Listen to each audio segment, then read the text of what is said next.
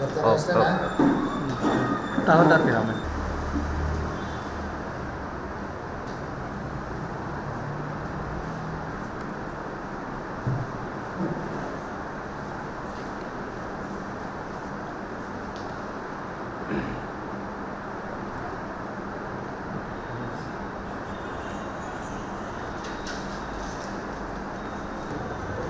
ಜೈ ಭೀಮ್. ಒಡನಾಡಿ ಬಂಧುಗಳೇ, ಏನಿವತ್ತು ನಾವು ಪತ್ರಿಕಾಗೋಷ್ಠಿಯನ್ನು ಕರೆದಿರ್ತಕ್ಕಂಥ ಉದ್ದೇಶ ಭೀಮ ಸಂಘಟನೆಗಳ ಮಹಾ ಒಕ್ಕೂಟ ಏನು ಬೆಂಗಳೂರಿನಲ್ಲಿರ್ತಕ್ಕಂಥ ಎಲ್ಲ ಸ್ಲಮ್ ಬೋರ್ಡ್ಗಳಲ್ಲಿ ಆಗ್ತಿರ್ತಕ್ಕಂಥ ಧೋರಣೆ ಮತ್ತು ಅನ್ಯಾಯ, ಕೊಳಗೇರಿ ಪ್ರದೇಶಗಳಲ್ಲಿ ಒಳಪಟ್ಟಂತೆ ಮೂಲಭೂತ ಸೌಕರ್ಯಗಳನ್ನು ಒಳಗೊಂಡಂತೆ ಇವತ್ತು ಭೀಮ ಸಂಘಟನೆಗಳ ಮಹಾ ಒಕ್ಕೂಟದ ವತಿಯಿಂದ ದಿನಾಂಕ 25/11/2024 ಸೋಮವಾರ ದಿವಸ ಫ್ರೀಡಮ್ ಪಾರ್ಕ್ನಲ್ಲಿ ಬೃಹತ್ ಒಂದು ಪ್ರತಿಭಟನಾ ಅನಿರ್ದಿಷ್ಟಾವಧಿಯ ಪ್ರತಿಭಟನಾ ಒಂದು ಹೋರಾಟವನ್ನು ಹಮ್ಮಿಕೊಂಡಿರ್ತೇವೆ. ಆ ಹೋರಾಟದ ಮುಖೇನ ಇವತ್ತು ಪೂರ್ವಭಾವಿಯಾಗಿ ಈ ಪತ್ರಿಕಾಗೋಷ್ಠಿಯನ್ನು ಕರೆದಿರ್ತಕ್ಕಂಥದ್ದು. ಈ ಪತ್ರಿಕಾಗೋಷ್ಠಿಗೆ ಆಗಮಿಸಿರ್ತಕ್ಕಂಥ ಹಿರಿಯ ಹೋರಾಟಗಾರರಾಗಿರ್ತಕ್ಕಂಥ ಮುತ್ಸಂಜೆ ಆಗಿರ್ತಕ್ಕಂಥ ಹೆಬ್ಬಾಳ ವೆಂಕಟೇಶಣ್ಣವರು ಈ ಒಂದು ಸಭೆಗೆ ಆಗಮಿಸಿದ್ದಾರೆ. ಅವರಿಗೆ ಸ್ವಾಗತವನ್ನು ಕೊಡ್ತಾ ಇದ್ದೇನೆ. ಹಾಗೆ ಇನ್ನೊಬ್ಬ ಹೋರಾಟಗಾರರಾಗಿರ್ತಕ್ಕಂಥ ಮುನಿಮಾರಪ್ಪನವರು ಕೂಡ ಈ ಒಂದು ಪತ್ರಿಕಾಗೋಷ್ಠಿಗೆ ಆಗಮಿಸಿದ್ದಾರೆ. ಅವ್ರಿಗೂ ಕೂಡ ನಾನು ಭೀಮ ಸ್ವಾಗತವನ್ನು ಕೋರ್ತಾ ಇದ್ದೇನೆ. ಹಾಗೆ ಬೆಳತೂರು ವೆಂಕಟೇಶ್ ಅವರು ಕೂಡ ರಾಜ್ಯಾಧ್ಯಕ್ಷರು, ಅವರು ಕೂಡ ರಿಪಬ್ಲಿಕನ್ ಸಂಘಟನೆಯ ರಾಜ್ಯಾಧ್ಯಕ್ಷರಾಗಿದ್ದಾರೆ. ಅವರು ಕೂಡ ಈ ಒಂದು ಪತ್ರಿಕಾಗೋಷ್ಠಿಗೆ ಆಗಮಿಸಿದ್ದಾರೆ. ಅವ್ರಿಗೂ ಕೂಡ ಭೀಮ ಸ್ವಾಗತವನ್ನು ನಾನು ಬಯಸ್ತಾ ಇದ್ದೇನೆ. ಹಾಗೆ ಮಹೇಶ್ ಸಿಂಗ್ ಅವರು ಕೂಡ ಈ ಭಾಗದ ಮುಖಂಡರಾಗಿದ್ದಾರೆ. ಈ ಒಂದು ಸಭೆಗೆ, ಈ ಒಂದು ಹೋರಾಟಕ್ಕೆ ನಾವು ಕೂಡ ನಿಮ್ಮ ಜೊತೆಯಲ್ಲಿ ಇರ್ತೀವಿ ಅಂತ ಹೇಳಿ ಅವರು ಕೂಡ ಈ ಸಭೆಗೆ ಆಗಮಿಸಿದ್ದಾರೆ. ಪತ್ರಿಕಾಗೋಷ್ಠಿಗೆ ಅವ್ರಿಗೂ ಕೂಡ ನಾನು ಸ್ವಾಗತವನ್ನು ಬಯಸ್ತಾ ಇದ್ದೇನೆ. ಹಾಗೆ ಇನ್ನೊಬ್ಬ ಹಿರಿಯ ಮುಖಂಡರಾಗಿರ್ತಕ್ಕಂಥ ಮುನುಸ್ವಾಮಿಯವರು ಕೂಡ ಈ ಒಂದು ಪತ್ರಿಕಾಗೋಷ್ಠಿಗೆ ಆಗಮಿಸಿದ್ದಾರೆ. ಅವ್ರಿಗೂ ಕೂಡ ನನ್ನ ಸ್ವಾಗತವನ್ನು ಬಯಸ್ತಾ ಇದ್ದೇನೆ. ಬಾಬುರವರು ಕೂಡ ಬಂದಿದ್ದಾರೆ. ಅವ್ರಿಗೂ ಕೂಡ ನಾನು ಸ್ವಾಗತವನ್ನು ಬಯಸ್ತಾ ಇದ್ದೇನೆ. ಫಾತಿಮಾ ಮೇಡಮ್ ಅವರು ಕೂಡ ಬಂದಿದ್ದಾರೆ. ಅವ್ರಿಗೂ ಕೂಡ ನಾನು ಸ್ವಾಗತವನ್ನು ಬಯಸ್ತೇನೆ. ಶೋಭನ್ ಅವರು ಕೂಡ ಈ ಒಂದು ಪತ್ರಿಕಾಗೋಷ್ಠಿಗೆ ಆಗಮಿಸಿದ್ದಾರೆ. ಅವ್ರಿಗೂ ಕೂಡ ನನ್ನ ಸ್ವಾಗತವನ್ನು ಬಯಸ್ತಾ ಇದ್ದೇನೆ. ಪ್ರದೀಪ್ ಕುಮಾರ್ ಅವರು ಕೂಡ ಹಿರಿಯ ಮುಖಂಡರು, ರಾಜ್ಯ ಮಟ್ಟದ ಮುಖಂಡರಾಗಿದ್ದಾರೆ. ಅವ್ರಿಗೂ ಕೂಡ ನಾನು ಈ ಒಂದು ಪತ್ರಿಕಾಗೋಷ್ಠಿಗೆ ಸ್ವಾಗತವನ್ನು ಬಯಸ್ತಾ ಇದ್ದೇನೆ. ರಾಕೇಶ್ ಅವರು ಕೂಡ ಬಂದಿದ್ದಾರೆ. ಅವ್ರಿಗೂ ಕೂಡ ನಾನು ಸ್ವಾಗತವನ್ನು ಬಯಸ್ತಾ ಇದ್ದೇನೆ. ಇನ್ನೂ ಅನೇಕ ಮುಖಂಡರು ಎಲ್ಲರೂ ಕೂಡ ಈ ಒಂದು ಸಭೆಗೆ, ಈ ಒಂದು ಭಾಗದಲ್ಲಿರ್ತಕ್ಕಂಥ ಎಲ್ಲ ನಾಗರಿಕರು ಕೂಡ ಒಟ್ಟಾರೆ ನಾವು ಈ ಹೋರಾಟವನ್ನು ಬೆಂಬಲಿಸ್ತೇವೆ, ನಿಮ್ಮ ಜೊತೆ ಒಳಗಡೆ ಕೈ ಜೋಡಿಸ್ತೇವೆ ಅಂತ ಹೇಳಿ ಈ ಒಂದು ಹೋರಾಟಕ್ಕೆ ಎಲ್ಲರೂ ಕೂಡ ಬಲವನ್ನು ತುಂಬ್ತಾ ಇದ್ದಾರೆ. ನಾವು ಎಲ್ಲರೂ ಕೂಡ ಅವರಿಗೆ ನಾವು ಮಗದೊಮ್ಮೆ ಭೀಮ ಸ್ವಾಗತವನ್ನು ಕೋರ್ತಾ ಈ ಪತ್ರಿಕಾಗೋಷ್ಠಿಯನ್ನು ನಾವು ಇವತ್ತು ಕಾಡುಗೋಡಿಯ ವಾರ್ಡ್ ನಂಬರ್ 83 ಬೈಫರ್ಕೇಷನ್ ಆಗಿರ್ತಕ್ಕಂಥ 97ರಲ್ಲಿರ್ತಕ್ಕಂಥ ಎಲ್ಲ ಸಮಸ್ಯೆಗಳನ್ನು ಒಳಗೊಂಡಂತೆ ಬೆಂಗಳೂರಿನಲ್ಲಿರ್ತಕ್ಕಂಥ ಎಲ್ಲ ಏನು ನೊಂದಿರ್ತಕ್ಕಂಥ ಕುಟುಂಬಗಳು, ಸೂರಿಲ್ಲದಿರ್ತಕ್ಕಂಥವ್ರಿಗೆ ಸೂರು, ಹಕ್ಕುಪತ್ರಗಳಲ್ಲಿರ್ತಕ್ಕಂಥವ್ರಿಗೆ ಹಕ್ಕುಪತ್ರ, ಇವೆಲ್ಲವನ್ನು ಕೂಡ ನಾವು ಒಳಗೊಂಡಂತೆ ಈ ಒಂದು ಹೋರಾಟದಲ್ಲಿ ನಾವು ಅಜೆಂಡಾವನ್ನು ಇಟ್ಟು ಸರ್ಕಾರಕ್ಕೆ ನಾವು ಗಮನ ಸೆಳೆದು ಏನು ಈ ಬಡವರಿಗೆ ಆಗಬೇಕಾಗಿರ್ತಕ್ಕಂಥ ಏನು ಸಿಗಬೇಕಾಗಿರ್ತಕ್ಕಂಥ ಸವಲತ್ತುಗಳನ್ನು ನಾವು ನ್ಯಾಯಯುತವಾಗಿ ಅವರಿಗೆ ಕೊಡಿಸ್ಕೊಡ್ಬೇಕು ಅಂತ ಹೇಳಿ ಫ್ರೀಡಮ್ ಪಾರ್ಕ್ನಲ್ಲಿ ನಾಳೆ ಸೋಮವಾರ 25ನೇ ತಾರೀಕಿನಂದು ಅನಿರ್ದಿಷ್ಟ ಸತ್ಯಾಗ್ರಹವನ್ನು ಹಮ್ಮಿಕೊಂಡಿರ್ತೇವೆ. ಈ ಒಂದು ಸಭೆಯಲ್ಲಿ, ಈ ಒಂದು ಹೋರಾಟದಲ್ಲಿ ಸರಿಸುಮಾರು 5,000 to 6,000 7,000 ಜನರು ಭಾಗಿಯಾಗುವಂಥ ಒಂದು ನಿರೀಕ್ಷೆಯಲ್ಲಿ ನಾವು ಕೂಡ ಇದ್ದೇವೆ. ಅವ್ರಿಗೆಲ್ಲರಿಗೂ ಕೂಡ ನೊಂದು ಬರ್ತಕ್ಕಂಥ ಜನಗಳು ಅವರೆಲ್ಲರೂ ಕೂಡ ಒಟ್ಟಾಗಿ ಕೈ ಜೋಡಿಸ್ಕೊಂಡು ಈ ಒಂದು ಹೋರಾಟದಲ್ಲಿ ನ್ಯಾಯ ಪಡ್ಕೊಳ್ಬೇಕು ಅಂತ ಹೇಳಿ ಅವರೆಲ್ಲ ಕೂಡ ಮುಂದಾಗಿದ್ದಾರೆ. ಏನಿವತ್ತು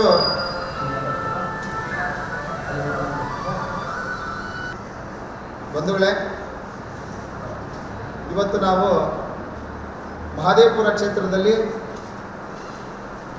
ಬಡವರ ಕಷ್ಟಗಳನ್ನು ಕೇಳೋರು ಇಲ್ಲ. ಇಲ್ಲಿರ್ತಕ್ಕಂಥ ಧೋರಣೆಯನ್ನು ಖಂಡಿಸಿ ನಾವು ಏನು ಭೀಮ ಸಂಘಟನೆ ಮಹಾ ಒಕ್ಕೂಟ ಆಗಿರ್ಬೋದು, ಕರ್ನಾಟಕ ರಿಪಬ್ಲಿಕನ್ ಸಂಘಟನೆ ಆಗಿರ್ಬೋದು, ಕರ್ನಾಟಕ ದಲಿತ ಕ್ರಿಯಾವಿ ಆಗಿರ್ಬೋದು, ಅಥವಾ ಮೂಲ ನಿವಾಸಿ ಸಂಘಟನೆ ಆಗಿರ್ಬೋದು, ಎಲ್ಲರೂ ಕೂಡ ಹಿಂದೆ ಫೆಬ್ರವರಿ 8ನೇ ತಾರೀಕಿನಂದು ನಾವು ಸರಿಸುಮಾರು 2,000 ಜನಗಳನ್ನು ಕರೆದುಕೊಂಡು ನಾವು ಈ ಭಾಗದಲ್ಲಿ ಭಾಳಷ್ಟು ದೊಡ್ಡ ಮಟ್ಟದಲ್ಲಿ ನಾವು ಹೋರಾಟವನ್ನು ಮಾಡಿದ್ವಿ. ಆ ಹೋರಾಟದಲ್ಲಿ ನಮಗೆ ನಮ್ಮ ಬೇಡಿಕೆಗಳಿದ್ದಂಥದ್ದು ಏನು ಈ ಸಿದ್ಧಾರ್ಥ ಬಡಾವಣೆ ಅಂತ ಹೇಳಿ ಕಾಡುಗೋಡಿಯಲ್ಲಿರ್ತಕ್ಕಂಥ ಗ್ರಾಮಕ್ಕೆ ಒಳಗೊಂಡಂಥ ಒಂದು ಸಿದ್ಧಾರ್ಥ ಬಡಾವಣೆ ಇತ್ತು. ಆ ಬಡಾವಣೆಗೆ ಏನು ಬೆಂಗಳೂರಿನಿಂದ ಚೆನ್ನೈಗೆ ಹಾದು ಹೋಗ್ತಕ್ಕಂಥ ಒಂದು ರೈಲ್ವೆ ಹಳಿ, ಅದು ಮತ್ತೆ ಪಕ್ಕದಲ್ಲಿ ಒಂದು ಆಹಾರ ನಿಗಮದ ಒಂದು ಗೋದಾಮಿದೆ. ಆ ಗೋದಾಮಿಗೆ ಹೋಗ್ತಕ್ಕಂಥ ಒಂದು ರೈಲ್ವೆ ಹಳಿ, ಪೂರ್ವ ಭಾಗದಲ್ಲಿರ್ತಕ್ಕಂಥದ್ದು ಒಂದು ದಕ್ಷಿಣ ಪಿನಾಕಿನಿ ನದಿ ಅಂತ ಹೇಳಿ ಹರಿತಾ ಇದೆ. ಆ ಮಧ್ಯಭಾಗದಲ್ಲಿರ್ತಕ್ಕಂಥ ನಾಗರಿಕ ಜನರು ಸರಿಸುಮಾರು 1,500 ಜನ ಈ ಬೆಂಗಳೂರು ಸಿಟಿ ಹೃದಯ ಭಾಗದಲ್ಲಿರ್ತಕ್ಕಂಥ ಒಂದು ಬೆಂಗಳೂರಿನಲ್ಲಿ ವಾಸ ಮಾಡ್ತಿದ್ದಾರೆ. ಆ ಒಂದು ಜಾಗದಲ್ಲಿ ಅಲ್ಲಿ ಜನ ಹೊರಗಡೆ ಬರಬೇಕು ಅಂತ ಬಿಟ್ಟಿದ್ರೆ ರೈಲ್ವೆ ಹಳಿ ದಾಟ್ಕೊಂಡು ಬರಬೇಕು ಅಥವಾ ನದಿಯನ್ನು ದಾಟ್ಕೊಂಡು ಬರಬೇಕು. ಇಂಥ ಪರಿಸ್ಥಿತಿ ಒಳಗಡೆ ಅಲ್ಲಿ ಜೀವನ ಮಾಡ್ತಿರ್ತಕ್ಕಂಥ ಜನರಲ್ಲೂ ಕೂಡ ಇವತ್ತು ಬಹಳಷ್ಟು ಕಷ್ಟಗಳನ್ನು ಅನುಭವಿಸ್ಕೊಂಡು ಪ್ರತಿದಿನ ಕೂಡ ಆ ರೈಲ್ವೆ ಹಳಿ ಮೇಲ್ಗಡೆ ಬರ್ತಕ್ಕಂಥ ಸಂದರ್ಭದಲ್ಲಿ ಪ್ರಾಣಗಳನ್ನು ಕಳ್ಕೊಂಡು ಒಂದು ಶವವನ್ನು ಕೂಡ ಹೊರಗಡೆ ತೊಗೊಂಡು ಬರೋಕ್ಕಾಗೋದಿಲ್ಲ, ಆಂಬುಲೆನ್ಸ್ ಬರೋದಿಲ್ಲ, ಮಕ್ಕಳನ್ನು ಶಾಲೆಗೆ ಕರ್ಕೊಂಡು ಹೋಗೋಕ್ಕಾಗೋದಿಲ್ಲ, ವೃದ್ಧರು ಕೂಡ ಬರೋದಕ್ಕಾಗೋದಿಲ್ಲ. ಅಂಥ ಒಂದು ಪರಿಸ್ಥಿತಿನಲ್ಲಿ ಅಂಥ ಒಂದು ಜನ ಅಲ್ಲಿ ಜೀವನ ಮಾಡ್ತಾ ಇದ್ದಾರೆ. ಅವರಿಗೆ ನಾವು ರಸ್ತೆಯನ್ನು ಮಾಡಿಕೊಡಿ ಅಂತ ಹೇಳಿ ಅನೇಕ ಬಾರಿ ಸರ್ಕಾರಗಳಿಗೆ ಮನವಿಯನ್ನು ಕೊಟ್ಟಿದ್ದೀವಿ. ಹಲವಾರು ಬಾರಿ ನಾವು ಹೋರಾಟಗಳನ್ನು ಕೂಡ ಮಾಡ್ಕೊಂಡು ಬಂದಿದ್ದೀವಿ. ಅದು ಮುಖ್ಯಮಂತ್ರಿಗಳಿಗೆ ಮತ್ತು ಡಿ ಕೆ ಶಿವಕುಮಾರ್ ಅವರಿಗೆ, ಸಂಬಂಧಪಟ್ಟ ಅಧಿಕಾರಿಗಳಿಗೆ, ಡಿ ಸಿಗಳಿಗೆ ಎಲ್ಲರಿಗೂ ಕೂಡ ನಾವೆಲ್ಲ ಕೂಡ ಮನವಿಗಳನ್ನು ಕೂಡ ಕೊಟ್ಟಿದ್ದೀವಿ. ಆದರೂ ಕೂಡ ಇದುವರೆಗೂ ಯಾರು ಕೂಡ ಬಂದು ಸ್ಪಂದಿಸ್ತಕ್ಕಂಥ ಕೆಲಸವನ್ನು ಮಾಡಲಿಲ್ಲ. ಎರಡನೇದಾಗಿ ಶಂಕರಾಪುರ ಅಂತ ಹೇಳಿ ಸರ್ವೆ ನಂಬರ್ 115ರಲ್ಲಿ 62 ವರ್ಷಗಳಿಂದ ಕೂಡ ಅವರು ಮನೆಗಳನ್ನು ಕಟ್ಕೊಂಡು ವಾಸ ಮಾಡ್ಕೊಂಡಿದ್ದಾರೆ. ಅವರಿಗೆ ಸರ್ಕಾರದಿಂದ ಏನೆಲ್ಲ ಕೂಡ ಸಿಗಬೇಕಾಗಿತ್ತು, ಏನು ಹಕ್ಕುಪತ್ರ ಒಂದು ಬಿಟ್ಟು, ಅದು ration card, voter I D, Aadhaar card, ರಸ್ತೆಗಳು, ಕುಡಿಯಂಥ ನೀರು ಎಲ್ಲವನ್ನು ಕೂಡ ಅವರು ಸರ್ಕಾರ ಒದಗಿಸಿಕೊಟ್ಟಿದೆ. ಆದರೆ ಇದುವರೆಗೂ ಕೂಡ ಅಲ್ಲಿನ ಜನರಿಗೆ ಹಕ್ಕುಪತ್ರ ಮಾತ್ರ ನೀಡಿರೋದಿಲ್ಲ. ಕಾರಣ ಏನಂತ ಹೇಳಿ ಕೂಡ ನಮಗೆ ಗೊತ್ತಿಲ್ಲ. ಹಲವಾರು ಬಾರಿ ಇದ್ರ ಬಗ್ಗೆ ಕೂಡ ನಾವು ಮನವಿಗಳನ್ನು ಕೊಟ್ಟಿದ್ದೇವೆ. ಆದರೂ ಕೂಡ ಅವರು ಸ್ವೀಕಾರ ಮಾಡಿಕೊಳ್ತಾರೆ, ಅದ್ರ ಬಗ್ಗೆ ಗಮನ ಹರಿಸ್ಕೊಳ್ಳೋದಿಲ್ಲ. ಈಗ ಇಲ್ಲಿ ಬಹಳಷ್ಟು ಜನ MLAಗಳಾಗಿದ್ದಾರೆ, ಕಾರ್ಪೊರೇಟರ್ಗಳಾಗಿದ್ದಾರೆ, MP ಗಳಾಗಿದ್ದಾರೆ. ಎಲ್ಲರನ್ನೂ ಕೂಡ ನಾವು ಗೆಲ್ಲಿಸಿ ಆರಿಸಿ ನಮ್ಮ ಕಷ್ಟಗಳನ್ನು ಕೇಳಲಿ ಅಂತ ಹೇಳಿ ನಾವು ಕಲಿಸ್ತೇವೆ. ಆದರೆ ಅವರು ಗೆದ್ದು ಹೋದ ನಂತರ ಈ ಕಡೆ ಗಮನ ಹರಿಸೋಂಥ ಕೆಲಸ ಕೂಡ ಮಾಡೋದಿಲ್ಲ. ಈಗ ಪೋಸ್ಟ್ ಆಫೀಸ್ ಪಕ್ಕದೊಳಗಡೆ ಕಾಡುಗೋಡಿ ಅಂಚೆ ಕಚೇರಿ ಪಕ್ಕದಲ್ಲಿರ್ತಕ್ಕಂಥದ್ದು ಸರ್ವೆ ನಂಬರ್ 276ರಲ್ಲಿ 42 ವರ್ಷಗಳಿಂದ ಕೂಡ ಮನೆಗಳನ್ನು ಕಟ್ಕೊಂಡು ವಾಸ ಮಾಡ್ಕೊಂಡಿದ್ದಾರೆ. ಅವ್ರಿಗೂ ಕೂಡ ಹಕ್ಕುಪತ್ರಗಳನ್ನು ಕೊಡದೆ ಸರ್ಕಾರಿ ಜಾಗ ಆಗಿದೆ. ಆ ಸರ್ಕಾರಿ ಜಾಗದಲ್ಲೂ ಕೂಡ ಆ ಹಕ್ಕುಪತ್ರಗಳನ್ನು ಕೂಡ ಕೊಡದೇ ಇರ್ತಕ್ಕಂಥದ್ದು ನಮ್ಮ ದುರದೃಷ್ಟಕರ. ಹಾಗೆ ಸರ್ವೆ ನಂಬರ್ 1ರಲ್ಲಿ ಬೆಂಗಳೂರು ಭಾಗದಲ್ಲಿರ್ತಕ್ಕಂಥವ್ರು ಕೂಡ ಅವರು ಮೂಲತಃ ವಾಸಿಗಳಾಗಿರ್ತಾರೆ. ಅವ್ರಿಗೂ ಕೂಡ ಹಕ್ಕುಪತ್ರಗಳನ್ನು ಕೊಡೋದ್ರಲ್ಲಿ ಸರ್ಕಾರಗಳು ವಿಫಲ ಆಗಿದೆ. MAJ ಕಾಲೇಜಲ್ಲಿ ಅಂದರೆ ಚನ್ನಸಂದ್ರ ಭಾಗದಲ್ಲಿರ್ತಕ್ಕಂಥ MAJ ಕಾಲೇಜಲ್ಲೂ ಕೂಡ 1985 ಇಸ್ವಿ ಒಳಗಡೆ ಅದು ಊರು ನಿರ್ಮಾಣ ಆಗ್ತದೆ. ಸರಿಸುಮಾರು ಅಂತ ಹೇಳಂತಂದರೆ 5,000 ಮನೆಗಳ ಮೇಲ್ಗಡೆ ಇದ್ದಾವೆ. ಅಲ್ಲಿ ಅರ್ಧ ಭಾಗ ಹಕ್ಕುಪತ್ರಗಳನ್ನು ಕೊಟ್ಟಿದ್ದಾರೆ, ಇನ್ನು ಅರ್ಧ ಭಾಗ ಹಕ್ಕುಪತ್ರಗಳನ್ನು ಕೂಡ ಅಲ್ಲೂ ಕೂಡ ಕೊಟ್ಟಿರೋದಿಲ್ಲ. ಹಾಗಾಗಿ ಬಂಧುಗಳೇ, ಇವತ್ತು ನಾವೆಲ್ಲ ಕೂಡ ಈ ಒಂದು ಬೇಡಿಕೆಗಳನ್ನು ಈಗ ಮುಂದಿನ ವಿಷಯಗಳನ್ನು ನಮ್ಮ ಹೆಬ್ಬಾಳ ವೆಂಕಟೇಶ್ವರವರು ಮತ್ತು ವೆಂಕಟೇಶ್ವರ ಮುನ್ಮಾರಪ್ಪನವರು ಅನೇಕರು ಮಾತನಾಡೋರು ಇದ್ದಾರೆ. ಅಲ್ಲಿ ಬೆಂಗಳೂರಿನ ಸುತ್ತಮುತ್ತಲೇ ಇರ್ತಕ್ಕಂಥ ಎಲ್ಲ ಸ್ಲಮ್ ನಿವಾಸಿಗಳಿಗೆ ಹಕ್ಕುಪತ್ರಗಳನ್ನು ಕೊಡಬೇಕು. ಜೊತೆ ಒಳಗಡೆ ಅವರಿಗೆ ಮೂಲಭೂತ ಸೌಕರ್ಯಗಳನ್ನು ಕೊಡಬೇಕು. ಆ ಕೊಳಚೆ ಪ್ರದೇಶಗಳಲ್ಲಿ ಇರ್ತಕ್ಕಂಥವ್ರಿಗೆಲ್ಲ ಕೂಡ ಮನುಷ್ಯರಂತ ಹೇಳಿ ಭಾವಿಸಿ ಅವ್ರಿಗೆಲ್ಲರಿಗೂ ಕೂಡ ಬದುಕನ್ನು ಕೊಡಬೇಕು. ಆ ಬದುಕಿಗೆ ಬೇಕಾಗಿರ್ತಕ್ಕಂಥ ಎಲ್ಲ ಸವಲತ್ತುಗಳನ್ನು ಸರ್ಕಾರಗಳು ಕೂಡ ಗಮನ ಹರಿಸಿ ಅವರಿಗೆ ಕೊಡಬೇಕು ಅಂತ ಹೇಳಿ ಕೂಡ ನಾವು ಅದನ್ನು ಹೇಳ್ತಾ ಇದ್ದೇವೆ. ಜೊತೆಯಲ್ಲಿ ಏನು ಈ ಭೂಮಾಫಿಯಾಗಳಿದ್ದಾರೆ, ಆ ಭೂಮಾಫಿಯಾಗಳು ಮತ್ತು ಏನು ಐಷಾರಾಮಿ ಜೀವನ ಮಾಡ್ತಿರ್ತಕ್ಕಂಥವ್ರಿಗೆ ಎಲ್ಲರಿಗೂ ಕೂಡ ಅನುಕೂಲಗಳು ಮಾಡಿಕೊಡ್ತಾರೆ. ಆದರೆ ಬಡವರಿಗೆ ಇದುವರೆಗೂ ಕೂಡ ಯಾವುದೇ ರೀತಿಯಾಗಿರ್ತಕ್ಕಂಥ ಸವಲತ್ತುಗಳನ್ನು ಕೊಡಲಿಕ್ಕೆ ಸರ್ಕಾರಗಳು ಹಿಂದೇಟಾಗ್ತಾ ಇದ್ದಾವೆ. ಇವ್ರಿಗೆಲ್ಲರಿಗೂ ಕೂಡ ನಾವು ಎಚ್ಚರಿಕೆಗಳನ್ನು ನಾವು ಕೊಡ್ತಾ ಇದ್ದೇವೆ. ಮುಂಬರುವ ದಿನಗಳಲ್ಲಿ ನಿಮಗೆಲ್ಲರಿಗೂ ಕೂಡ ಜನ ಪಾಠ ಕಲಿಸ್ತಾರೆ. ಹಾಗಾಗಿ ಎಚ್ಚೆತ್ಕೊಂಡು ನಮ್ಮ ಜನರಿಗೆ ಬೇಕಾಗಿರ್ತಕ್ಕಂಥ ಸವಲತ್ತುಗಳನ್ನು ನೀವು ಮಾಡಬೇಕು. ಈ ಭೀಮ ಸಂಘಟನೆಗಳ ಮಹಾ ಒಕ್ಕೂಟ ಏನಿದೆ, ಅನಿರ್ದಿಷ್ಟ ಸತ್ಯಾಗ್ರಹವನ್ನು ಈ ಬೇಡಿಕೆಗಳನ್ನು ಇಟ್ಟು ನಾವಲ್ಲಿ ಹಗಲು ರಾತ್ರಿ ನಾವೆಲ್ಲ ಕೂಡ ಅಲ್ಲೇ ಊಟ ಮಾಡಿ ಅಲ್ಲೇ ನಿದ್ರೆ ಮಾಡಿಕೊಂಡು ನಮ್ಮ ಬೇಡಿಕೆಗಳು ಈಡೇರೋವರೆಗೂ ಕೂಡ ನಾವು ಆ ಜಾಗವನ್ನು ನಾವು ಬಿಡೋದಿಲ್ಲ. ನಾವು ಕಡಾಖಂಡಿತವಾಗಿ ನಾವು ನಿರ್ಧಾರ ಮಾಡಿಕೊಂಡಿದ್ದೇವೆ. ನಾವು ಹಲವಾರು ಬಾರಿ ಹೋರಾಟಗಳನ್ನು ಮಾಡಿ ನಮಗೂ ಕೂಡ ಸಾಕಾಗಿದೆ. ಹಾಗಾಗಿ ಇದು ರಾಜ್ಯ ಮಟ್ಟ ಕೇಂದ್ರ ಮಟ್ಟದಲ್ಲೂ ಕೂಡ ನಾವು ತಗೊಂಡೋಗ್ಲಿಕ್ಕೂ ಕೂಡ ನಾವು ಸಿದ್ಧರಾಗಿದ್ದೇವೆ. ಅದು ಪ್ರಾಣ ಹೋದ್ರೂ ಕೂಡ ಪರವಾಗಿಲ್ಲ. ಈ ಬಡ ಜನಗಳ ಪರವಾಗಿ ನಾವೆಲ್ಲ ಕೂಡ ಸದಾಕಾಲ ನಾವು ನಿಂತಿರ್ತೇವೆ. ನಾವು ಹೋರಾಟಗಳನ್ನು ನಾವು ಮಾಡ್ತಾನೆ ಇರ್ತೇವೆ. ನಿಮ್ಮ ಒಂದು ಇತಿಮಿತಿಗಳಲ್ಲಿ ಯಾವ ಅಧಿಕಾರಿಗಳಿಗೆ ಯಾವ ಸವಲತ್ತುಗಳನ್ನು ನೀಡಬೇಕಾಗ್ತದೆ ಅವರಿಗೆ ಆ ಜವಾಬ್ದಾರಿಯನ್ನು ತಗೊಂಡು ಆ ಸವಲತ್ತುಗಳನ್ನು ಕೊಡಬೇಕು ಅಂತ ಹೇಳಿ ಕೂಡ ಒತ್ತಾಯಿಸ್ತಾ ಇದ್ದೇವೆ. ಹಾಗೆ ಬಂಧುಗಳೇ, ಇವತ್ತೇನು ನಾವು ಈ ಮಹದೇವಪುರ ಕ್ಷೇತ್ರದ ಈ ಮಳೆ ಬಂದುಬಿಟ್ರೆ ಇಲ್ಲಿ ಈ ಕಡೆ ದಕ್ಷಿಣದಿಂದ ಪಶ್ಚಿಮದಿಂದ ಉತ್ತರದಿಂದ ಪಶ್ಚಿಮಕ್ಕೆ ಎರಡೂ ಭಾಗದಲ್ಲೂ ಕೂಡ ಈ ಬೆಂಗಳೂರಿನ ಈ ಕೊಳಚೆ ನೀರು ಅಥವಾ ಮಳೆ ನೀರು ಹರಿದು ಹೋಗ್ತಕ್ಕಂಥದ್ದೇ ನಮ್ಮ ಮಹದೇವಪುರ ಕ್ಷೇತ್ರದ ಹಾದಿಯಿಂದ ಹೋಗ್ತಕ್ಕಂಥದ್ದು. ಆ ಸಂದರ್ಭದಲ್ಲಿ ಸರಿಸುಮಾರು ಮನೆಗಳಿಗೆ ನೀರುಗಳೆಲ್ಲ ಕೂಡ ನುಗ್ಗಿ ಅಲ್ಲಿರ್ತಕ್ಕಂಥ ದಾಸ್ತಾನುಗಳು ಮನೆಗಳು ಎಲ್ಲ ಕೂಡ ಹಾಳಾಗಿರ್ತಕ್ಕಂಥದ್ದು ಕೂಡ ಈ ಹಿಂದೆ ಮಾಧ್ಯಮದವರು ಕೂಡ ಇದನ್ನು ಬಿತ್ತರಿಸಿದ್ರು. ಇವಾಗಲೂ ಕೂಡ ಮಳೆ ಬಂದುಬಿಟ್ರೆ ಭಯಭೀತರಾಗಿ ನಾವೆಲ್ಲ ಕೂಡ ಜೀವನ ಮಾಡ್ತಕ್ಕಂಥ ಒಂದು ಸನ್ನಿವೇಶ ಇದೆ. ಅದರ ಜೊತೆಯಲ್ಲಿ ನಮಗೆ ಕುಡಿಯುವಂಥ ನೀರು ಭಾಳಷ್ಟು ಕೂಡ ಸಂಕಷ್ಟದಲ್ಲಿ ನಾವು ಎದುರಿಸ್ತಾ ಇದ್ದೇವೆ. ಪ್ರತಿದಿನ ನಮಗೆ ನೀರಿನ ಅಭಾವ ಜಾಸ್ತಿ ಇದೆ. ಈ ಭಾಗದಲ್ಲಿ ಏನು ನಾವೆಲ್ಲ ಕೂಡ ಸರ್ಕಾರಕ್ಕೆ ತೆರಿಗೆಯನ್ನು ಕಟ್ಟಲಿಕ್ಕೆ ನಾವೆಲ್ಲ ಕೂಡ ತಯಾರಾಗಿದ್ದೇವೆ. ತೆರಿಗೆಯನ್ನು ಕೂಡ ಕಟ್ಟಿದ್ರೂ ಸಹ ಏನು ನಮಗೆ ಆಶ್ವಾಸನೆಯನ್ನು ಕೊಟ್ಟಿದ್ರು, ನಾವು ಲಕ್ಷಾಂತರ ರೂಪಾಯಿಗಳನ್ನು ನಾವು BBMPಗೆ BWSSBಗೆ ನಾವು ಹಣವನ್ನು ಕೂಡ ನಾವೇ ಖುದ್ದಾಗಿ ನಿಂತು ನಾವು ಕಟ್ಸ್ಕೊಟ್ಟಿದ್ವಿ. ಆದರೆ ಆ ಹಣವನ್ನು ಕೂಡ ಹಿಂತಿರುಗಿಸದೆ ಮತ್ತು ಅವರಿಗೆ ನೀರು ಸರಬರಾಜು ಮಾಡದೆ ಬಹಳಷ್ಟು ತೊಂದರೆ ಕೊಟ್ಟಿರ್ತಕ್ಕಂಥ ಈ ಅಧಿಕಾರಿಗಳನ್ನು ಕೂಡಲೇ ಅವರನ್ನು ಅಲ್ಲಿಂದ ವರ್ಗಾವಣೆ ಮಾಡಬೇಕು ಅಂತ ಹೇಳಿ ಕೂಡ ನಾವು ಇವರಿಗೆ ಎಚ್ಚರಿಕೆಯನ್ನು ಕೂಡ ನಾವು ಕೊಡ್ತಾ ಇದ್ದೇವೆ. ಈಗ ನಮಗೆ ಕಾವೇರಿ ಜಲಮಂಡಳಿಯಿಂದ 5ನೇ ಹಂತದ ಕಾವೇರಿ ನೀರನ್ನು ಇಡೀ ಕಾಡುಗೋಡಿ ವಾರ್ಡ್ಗೆ ನಮ್ಮ ಜನರಿಗೆ ಸರಬರಾಜು ಮಾಡಬೇಕು ಅಂತ ಹೇಳಿ ಕೂಡ ನಮ್ಮ ಒತ್ತಾಯ ಇದೆ. ಅದು ನಾವು ಬೇಡಿಕೆಗಳನ್ನು ಕೂಡ ಇಟ್ಟಿದ್ದೇವೆ. ನಿಮ್ಮದು ಕೆಲಸ ಎಲ್ಲ ಕೂಡ ಮುಗಿದಿದೆ. ಏನು ಪೈಪ್ಲೈನ್ಗಳಾಗಿರ್ಬೋದು ಅಥವಾ ಕನೆಕ್ಷನ್ಗಳಾಗಿರ್ಬೋದು ಎಲ್ಲವನ್ನು ಕೂಡ ಕೊಟ್ಟಿದ್ದೀರಾ. ಆದರೆ ನೀರನ್ನು ಇದುವರೆಗೂ ಕೂಡ ಸರಬರಾಜು ಮಾಡ್ತಾ ಇಲ್ಲ. ಈಗ ಮಿಲಿಟ್ರಿ ಅಪಾರ್ಟ್ಮೆಂಟ್ಗಳಿದ್ದಾವೆ. ಅಲ್ಲಿ ಐಷಾರಾಮಿ ಜೀವನ ಮಾಡ್ತಕ್ಕಂಥ ಜನರಿಗೆ ಅಲ್ಲಿ ನೀರು ಹೋಗ್ತಾ ಇದೆ. ವಿಜಯಲಕ್ಷ್ಮಿ ಕಾಲೋನಿಗೆ ಅಲ್ಪ ಸ್ವಲ್ಪ ನೀರು ಹೋಗ್ತಾ ಇದೆ. ಅಮೀರ್ಜಾನ್ ಕ್ವಾರ್ಟರ್ಸ್ಗೆ ಸ್ವಲ್ಪ ಹೋಗ್ತಾ ಇದ್ದಾವೆ. ಮತ್ತು ಮೈತ್ರಿ ಬಡಾವಣೆಗೆ ಹೋಗ್ತಾ ಇದೆ, ಪ್ರಶಾಂತ್ ಬಡಾವಣೆಗೆ ಹೋಗ್ತಾ ಇದೆ. ಆದರೆ ಕಾಡುಗೋಡಿಗೆ ಮಾತ್ರ ಇಲ್ಲಿನ ಜನತೆ ಏನು ಮಾಡಿದ್ರು ಅಂತ ಹೇಳಿ ಗೊತ್ತಿಲ್ಲ. ಅವರಿಗೆ ಇದುವರೆಗೂ ಕೂಡ ಕಾವೇರಿ ನೀರು ಸಿಗ್ತಾ ಇಲ್ಲ. ಇಲ್ಲಿ ನೀರಿನ ಕಷ್ಟ ಜಾಸ್ತಿ ಆಗಿದೆ. ಒಂದೊಂದು ಟ್ಯಾಂಕರ್ ಬಂದ್ಬಿಟ್ಟು 800ರಿಂದ 1000 ರೂಪಾಯಿಗಳಷ್ಟು ಒಂದು ಟ್ಯಾಂಕರ್ ಬೆಲೆ ಆಗಿದೆ. ಈ ಮಧ್ಯಮ ವರ್ಗದಲ್ಲಿ ಇರ್ತಕ್ಕಂಥವರೆಲ್ಲ ಕೂಡ ಎಲ್ಲರಿಗೂ ನೀರಿನ ಅವಕಾಶ ಇದೆ, ಬೇಕೇ ಬೇಕು ಪ್ರತಿದಿನ ಕೂಡ. ಆದರೆ ಇಲ್ಲಿ ನೀರು ತಗೊಳ್ಬೇಕಂದ್ರೂ ಕೂಡ ಸಾವಿರಾರು ರೂಪಾಯಿಗಳನ್ನು ತಿಂಗಳಿಗೆ ಖರ್ಚು ಮಾಡಬೇಕು. ಅವ್ರಿಗೆ ಬರ್ತಕ್ಕಂಥ ಸಂಬಳ ಏನಿದೆ ಆ ಸಂಬಳ ಎಲ್ಲವನ್ನೂ ಕೂಡ ಆ ನೀರಿಗೆ ಇಡಬೇಕಾಗ್ತದೆ. ಇಂಥ ಒಂದು ಪರಿಸ್ಥಿತಿ ಒಳಗಡೆ ನಮ್ಮ ಜನ ಸಂಕಷ್ಟದಲ್ಲಿ ಜೀವನ ಮಾಡ್ತಕ್ಕಂಥ ಅನಿವಾರ್ಯತೆ ಕೂಡ ಬಂದಿದೆ. ಇಲ್ಲಿ ವಯಸ್ಸಾಗಿರ್ತಕ್ಕಂಥ ವೃದ್ಧರು ಕೂಡ ಇದ್ದಾರೆ.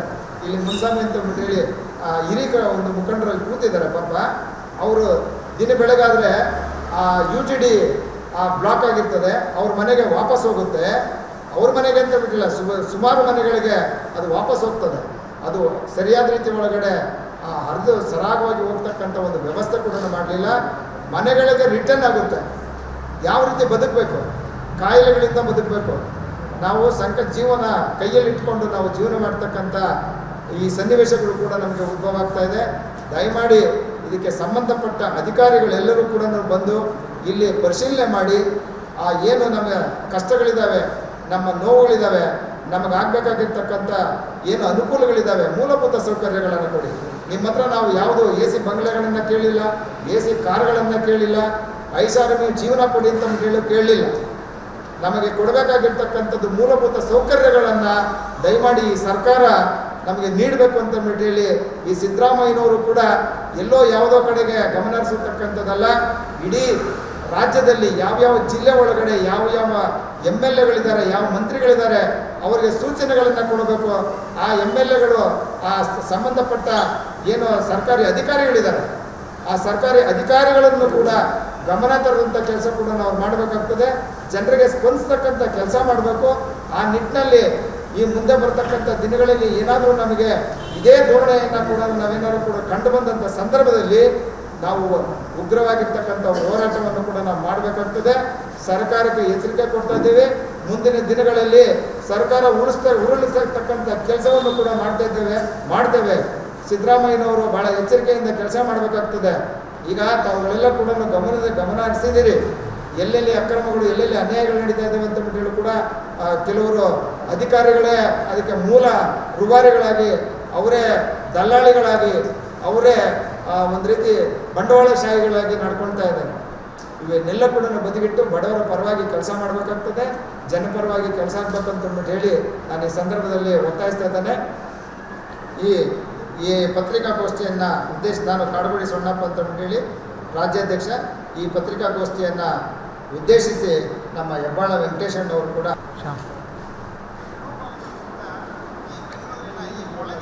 ಇಲ್ಲ ಪತ್ರಿಕೆ ಏನು ಈ ಕಾಡುಗೋಡಿಗೆ ಸಂಬಂಧಪಟ್ಟಂತೆ ನಾವು ಫೆಬ್ರವರಿ ತಿಂಗಳಲ್ಲಿ ನಾವು ಹೋರಾಟ ಮಾಡಿದ್ವಿ.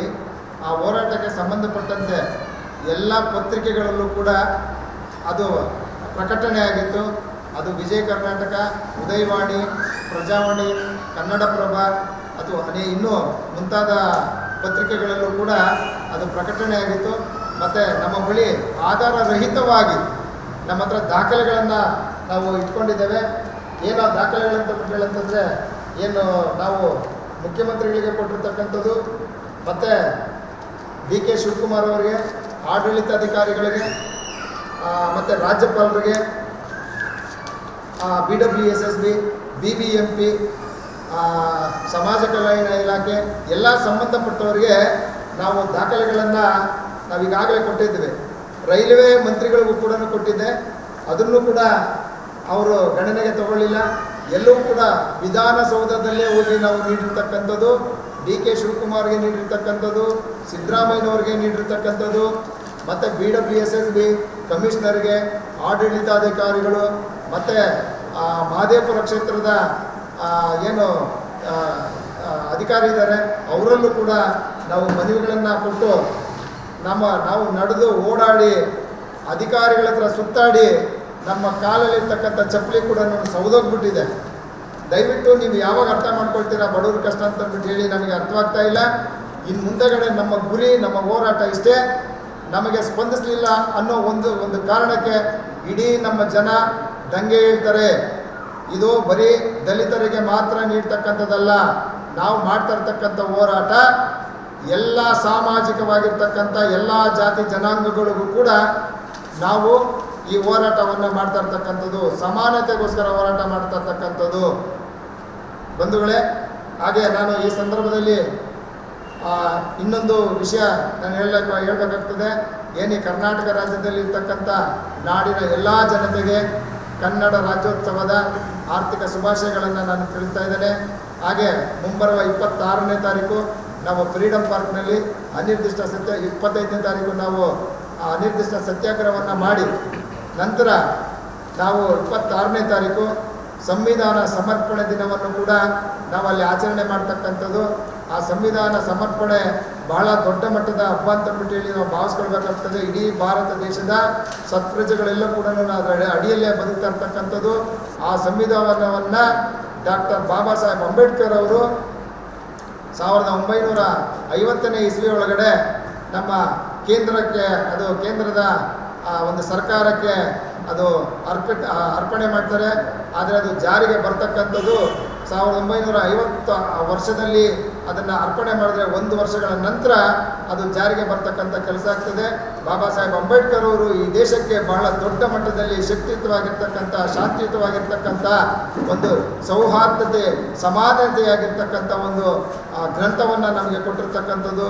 ಆ ಸಂವಿಧಾನ ರಚನೆ ಮಾಡಲಿಕ್ಕೆ 2 ವರ್ಷ 11 ತಿಂಗಳು 18 ದಿನಗಳ ಕಾಲ ಅವರು ಸತತವಾಗಿ ಆರೋಗ್ಯ ಏರುಪೇರಿದ್ರು ಕೂಡ ಅವರ ದೇಹದಲ್ಲಿ ಅವರು ಶ್ರಮಪಟ್ಟು ಹಗಲಿರುಳು ಕಷ್ಟಪಟ್ಟು ಆ ಸಂವಿಧಾನವನ್ನು ಬರೆದುಕೊಟ್ಟಿದ್ದಾರೆ. ಅದರ ಅಡಿಯಲ್ಲಿ ನಮಗೆಲ್ಲ ಕೂಡ ಸಿಗಬೇಕಾಗಿರ್ತಕ್ಕಂಥ ಸವಲತ್ತುಗಳನ್ನು ಕೇಳಿದ್ರೆ ಇವರೆಲ್ಲ ಕೂಡ ನಿರ್ಲಕ್ಷ್ಯ ತೋರ್ತಾ ಇರ್ತಕ್ಕಂಥದ್ದು. ಹಾಗಾಗಿ ಬಂಧುಗಳೇ, ಏನು ಇವತ್ತೆಲ್ಲ ಕೂಡ ನಾವು ಈ ದಿವಸ ನಾವು ಈ ರೀತಿ ಸಭೆಯಲ್ಲಿ ಕೂತ್ಕೊಂಡು ಮಾತಾಡ್ತಾ ಇದ್ದೇವೆ, ವಿದ್ಯಾಭ್ಯಾಸವನ್ನು ನಾವು ಮಾಡ್ಕೊಳ್ತಾ ಇದ್ದೇವೆ, ಎಲ್ಲವನ್ನು ಕೂಡ ನಾವು ಪಡ್ಕೊಂಡು ಒಳ್ಳೆ ನಾವು ಜೀವನವನ್ನು ಮಾಡ್ತಾ ಇದ್ದೇವೆ ಅಂತಂದ್ಬಿಟ್ಟು ಹೇಳಂತಂದರೆ ಅದು ಅಂಬೇಡ್ಕರ್ ಅವರ ಕೊಟ್ಟಿರ್ತಕ್ಕಂಥ ಒಂದು ಭಿಕ್ಷೆ ಅಂತಂದ್ಬಿಟ್ಟು ಹೇಳಿ ಕೂಡ ನಾವು ಭಾವಿಸ್ತೇವೆ.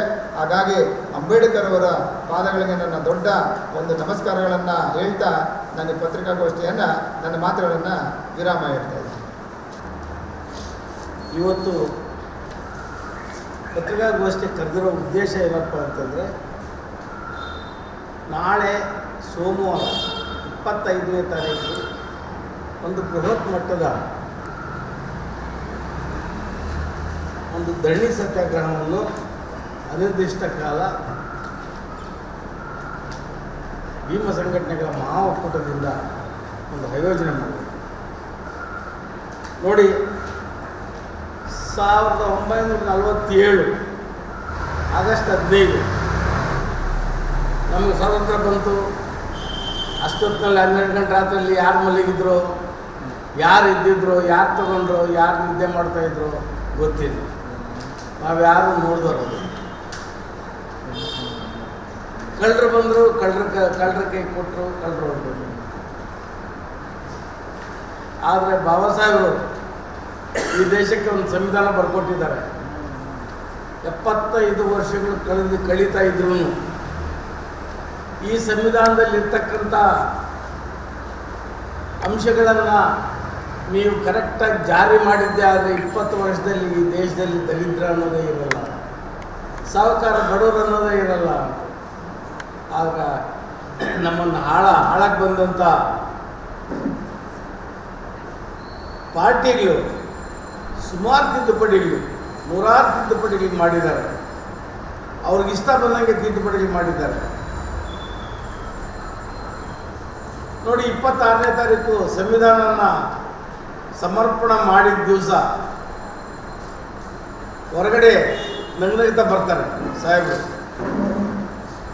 ಬಾಬಾ ಸಾಹೇಬರು. ಪತ್ರಿಕೆ ಅವ್ರು ಕೇಳ್ತಾರೆ, ನಿಮ್ಮಂಥವ್ರು ಏನು ಬಾಬಾ ಸಾಹೇಬ್ರು ಇವತ್ತು ನಗ್ತಾ ಬರ್ತಾ ಇದ್ದೀವಿ? ಅವತ್ತು ಹೇಳ್ತಾರೆ, ಇಷ್ಟು ದಿವಸ ರಾಜರ ಹೊಟ್ಟೆಯಲ್ಲಿ ಹುಟ್ಟುತ್ತಾ ಇದ್ದರು ರಾಜಕಾರಣಿಗಳು, ಇವತ್ತು ಮತದ ಪೆಟ್ಟಿಗೆಯಲ್ಲಿ ಹುಟ್ಟೋಂಗೆ ಮಾಡಿದ್ದೀನಿ ಅಂತ ಹೇಳ್ಬಿಟ್ಟು ಬರ್ತಾರೆ. ಅದರಿಂದ ಈ ಕಾಡುಗೋಡಿ ಜನತೆ ಅವಾಲೇನಪ್ಪ ಅಂತಂದರೆ ನಮಗೊಂದು ರಸ್ತೆ ಮಾಡಿಕೊಡಿ, ಕುಡಿಯೋ ನೀರು ಕೊಡಿ, ಕಾವೇರಿ ನೀರು ಕೊಡಿ, ಎಲ್ಲೆಲ್ಲ ಕೊಡ್ತಾಯಿದ್ರಿ. ಇದೇ BBMP ಆಫೀಸ್ ಮುಂದೆ ಒಂದು ದೊಡ್ಡ ಮಟ್ಟದ ಕಾರ್ಯಕ್ರಮ ಆವತ್ತು ನಾವು ಬಂದಿದ್ವಿ. ಆದರೆ ಇಲ್ಲಿ ತನಕ ಆ BBMP ಅವರು ಆ ಎಮ್ಮೆ ಚರ್ಮ ಇರ್ತಕ್ಕಂಥ ಆ ಅಧಿಕಾರಿಗಳು ಯಾರೂ ಕೆಲಸ ಮಾಡಿದ್ರು. ಅದರಿಂದ ನಾವು ಒತ್ತಾಯ ಮಾಡೋದೇನಂತಂತಂದರೆ, ಬೆಂಗಳೂರಲ್ಲಿ ವಾಸ ಮಾಡ್ತಾ ಇರ್ತಕ್ಕಂಥ ಬಡವರಿಂದ ಇವತ್ತು ದೇಶ ಆಳ್ತಾ ಇರೋದು, ಬಡವರ GST ದುಡ್ಡಿಂದ ಇವತ್ತು ದೇಶ ರಾಜಕಾರಣ ಮಾಡ್ತಾ ಇರೋದು. ನಿಜವಾಗ್ಲೂ ಹೇಳಬೇಕಂತಂದರೆ ಬಡವರು ಊಟ, ನೀರು, ಇದ್ರ ಮೇಲೆಲ್ಲನೂ GST ಅಂತ. ಅದರಿಂದ ಬೆಂಗಳೂರಲ್ಲಿ ವಾಸ ಮಾಡ್ತಾ ಇರ್ತಕ್ಕಂಥ ಕೊಳಗೇರಿ ನಿವಾಸಿಗಳಿಗೆ ಹಕ್ಕುಪತ್ರ ನೀಡಬೇಕು.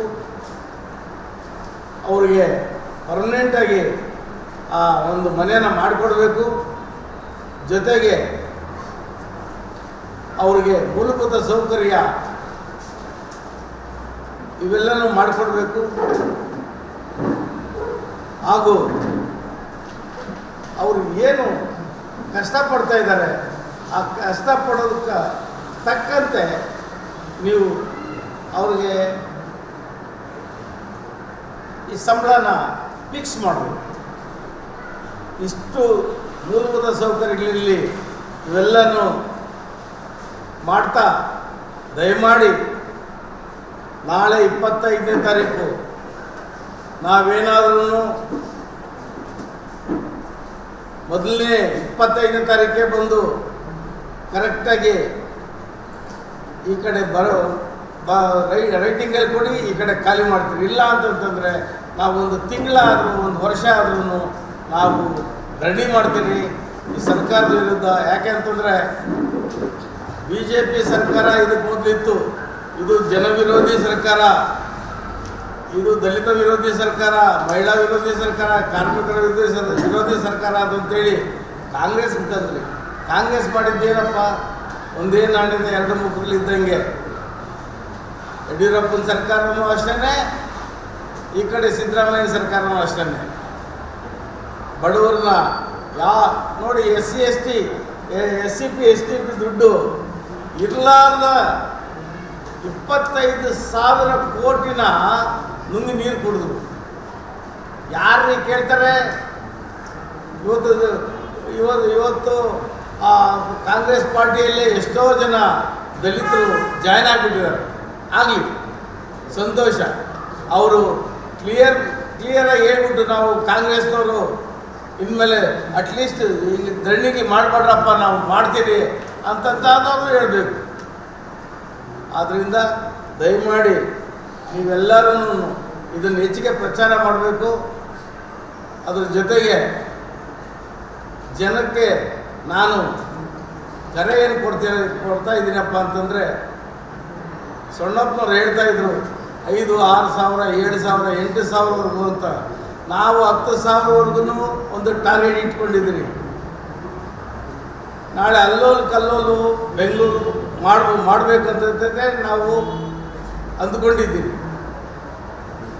ದಯಮಾಡಿ ಮಂತ್ರಿಗಳು, ಸಂಬಂಧಪಟ್ಟ ಮಂತ್ರಿಗಳು ಕೂಡಲೇ ಎಚ್ಚೆತ್ತುಕೊಂಡು ಕಣ್ತೆರೆದು ಈ ಸಮಸ್ಯೆಗಳನ್ನ ಬಗೆಹರಿಸಿಲ್ಲ ಅಂತಂತಂದರೆ ನಾವು ಅನಿರ್ದಿಷ್ಟ ಧರಣಿಯನ್ನು ನಾವು ಮುಂದುವರಿಸಬೇಕಾಗುತ್ತೆ.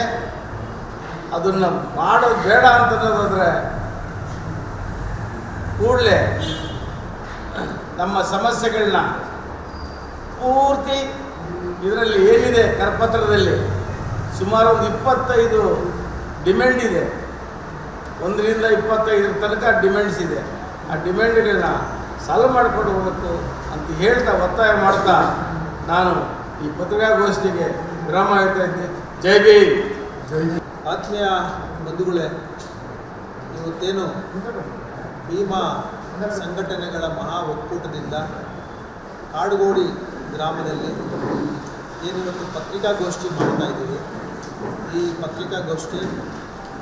ಪತ್ರಿಕಾಗೋಷ್ಠಿಗೆ ಬಂದಿರ್ತಕ್ಕಂಥ ಹಿರಿಯ ಹೋರಾಟಗಾರರು, ನಾಡಕಂಡ ಹೋರಾಟಗಾರರಾಗಿರ್ತಕ್ಕಂಥ ಹೆಬ್ಬಾಳು ವೆಂಕಟೇಶಣ್ಣವರಾಗಿರ್ಬೋದು, ನಮ್ಮ ಇನ್ನೊಬ್ಬ ಹಿರಿಯ ಹೋರಾಟಗಾರರಾಗಿರ್ತಕ್ಕಂಥ ಸೊಣ್ಣಪ್ಪನವರಾಗಿರ್ಬೋದು, ವೆಂಕಟೇಶಣ್ಣವರಾಗಿರ್ಬೋದು, ಮುರುಗಣ್ಣವರಾಗಿರ್ಬೋದು, ಇವ್ರಿಗೂ ಕೂಡ ಧನ್ಯವಾದಗಳನ್ನು ತಿಳಿಸುತ್ತಾ ಮತ್ತು ಎಲ್ಲ ಮಾಧ್ಯಮ ಮಿತ್ರರಿಗೂ ಕೂಡ ಧನ್ಯವಾದಗಳನ್ನು ತಿಳಿಸುತ್ತಾ, ಏನಿವತ್ತು ಒಕ್ಕೂಟದಿಂದ ಹೋರಾಟ ಕೈಗೆತ್ತಿಕೊಂಡಿರ್ತಕ್ಕಂಥ ಉದ್ದೇಶ ಏನಿದೆ, ಇವೆಲ್ಲವೂ ಕೂಡ ಯಾರೋ ಒಬ್ಬರ ಸ್ವಾರ್ಥಕ್ಕಾಗೋ ಯಾರೋ ಒಬ್ಬರ ಪ್ರಯೋಜನಕ್ಕಾಗೋ ತಗೊಂಡಿರ್ತಕ್ಕಂಥದ್ದಲ್ಲ.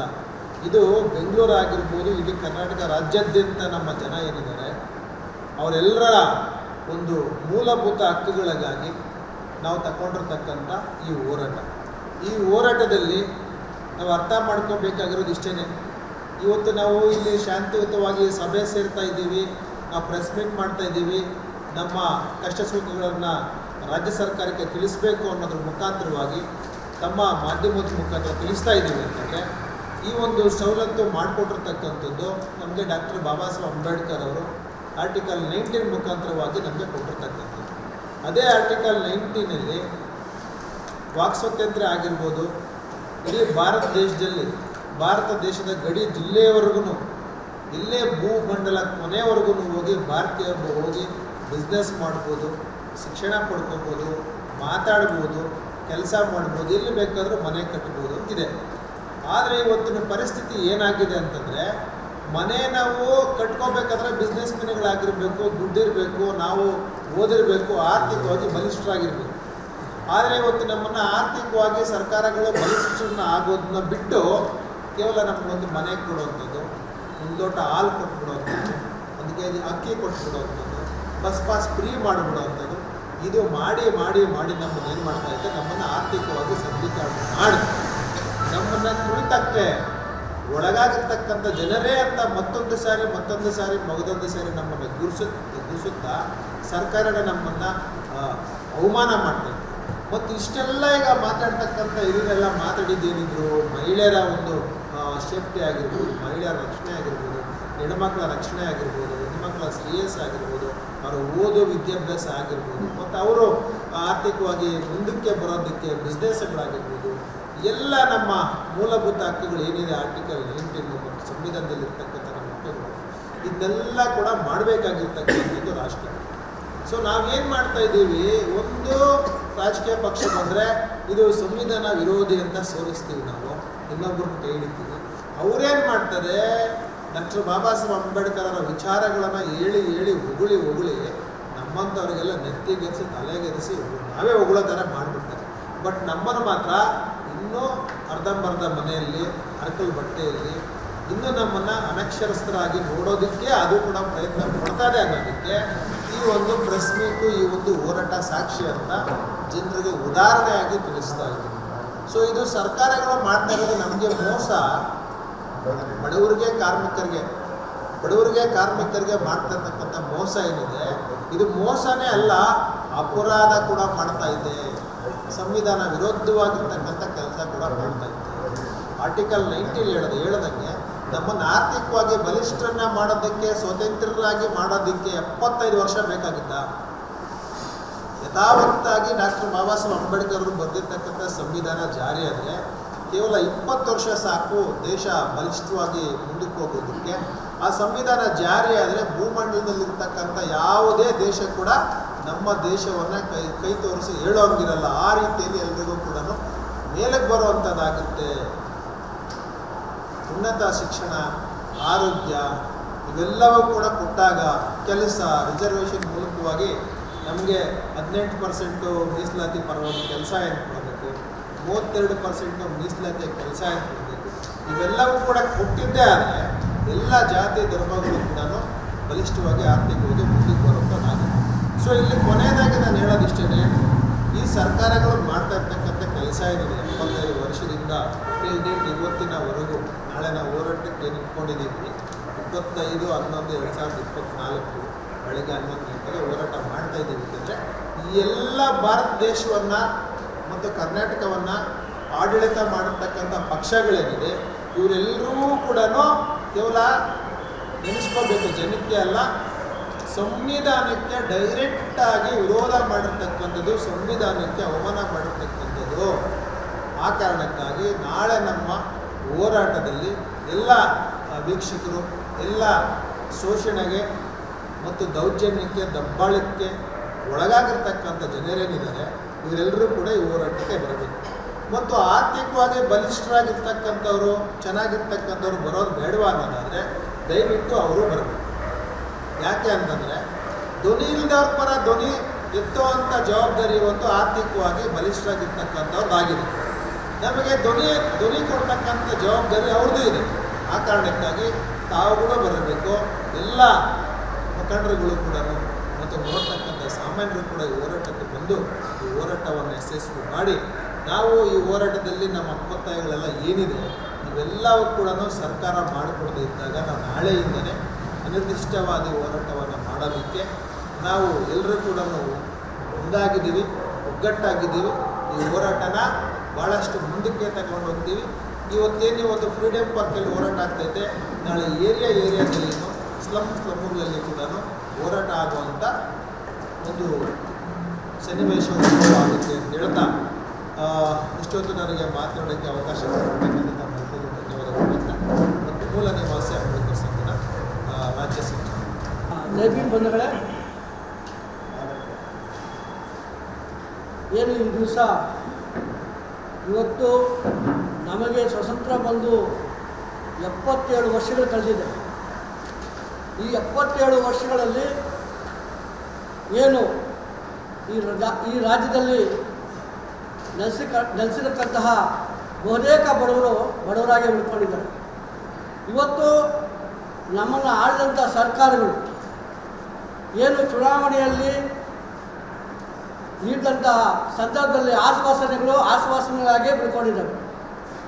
ಇವತ್ತು ಇಂದಿಗೂ ಕೂಡ ನಾವು ನಮಗೆ ಕುಡಿಯಲಿಕ್ಕೆ ನೀರಿಲ್ಲ, ನಮಗೆ ಇರಲಿಕ್ಕೆ ಒಂದು ಸೂರಿಲ್ಲ, ನಮಗೆ ರಸ್ತೆ ಇಲ್ಲ, ಚರಂಡಿ ಇಲ್ಲ, ಇವತ್ತು ನಮಗೆ ಇರ್ತಕ್ಕಂಥ ಮನೆಗೆ ಹಕ್ಕುಪತ್ರಗಳಿಲ್ಲ ಅಂತೇಳಿ ನಾವು ಇವತ್ತು ಕೂಡ ನಾವು ಹೋರಾಟವನ್ನು ಮಾಡ್ಕೊಂಡು ಬರ್ತಾಯಿದ್ದೀವಿ.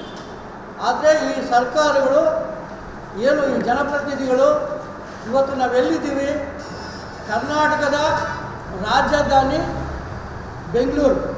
ಇವತ್ತು ಬೆಂಗಳೂರು ಅತಿ ವೇಗವಾಗಿ ಬೆಳೀತಾ ಇದೆ. ಇವತ್ತು ನಾವು ಸುತ್ತಮುತ್ತ ನೋಡ್ತಾ ಇದ್ದಂಥ ಜಾಗಗಳಲ್ಲೆಲ್ಲ ಆಕಾಶಕ್ಕಿರೋಂತಹ ಬಹುಮಠಗಳನ್ನು ನೋಡ್ತಾ ಇದ್ದೀವಿ. ಇವತ್ತು ಆಕಾಶದ ಮೇಲೆ ಓಡಾಡ್ತಾ ಇದ್ದೀವಿ, ಇವತ್ತು ಭೂಮಿಯಲ್ಲಿ ಹೋಗ್ತಾ ಇದ್ದೀವಿ, ಸಮುದ್ರದ ಮೇಲೆ ಓಡಾಡ್ತಾ ಇದ್ದೀವಿ. ಇಂಥ ಒಂದು ಬೆಂಗಳೂರು ಇರ್ತಕ್ಕಂತಹ ಒಂದು 30 ಕಿಲೋಮೀಟರ್ ಒಳಗಡೆ ಇರ್ತಕ್ಕಂಥ ಪರಿಸ್ಥಿತಿ ಯಾವ ರೀತಿ ಇದೆ ಅಂದರೆ ಸರ್ಕಾರಕ್ಕೆ ಇದಕ್ಕೆ ಕಣ್ಣು ಕಾಣಿಸ್ತಾ ಇಲ್ವಾ?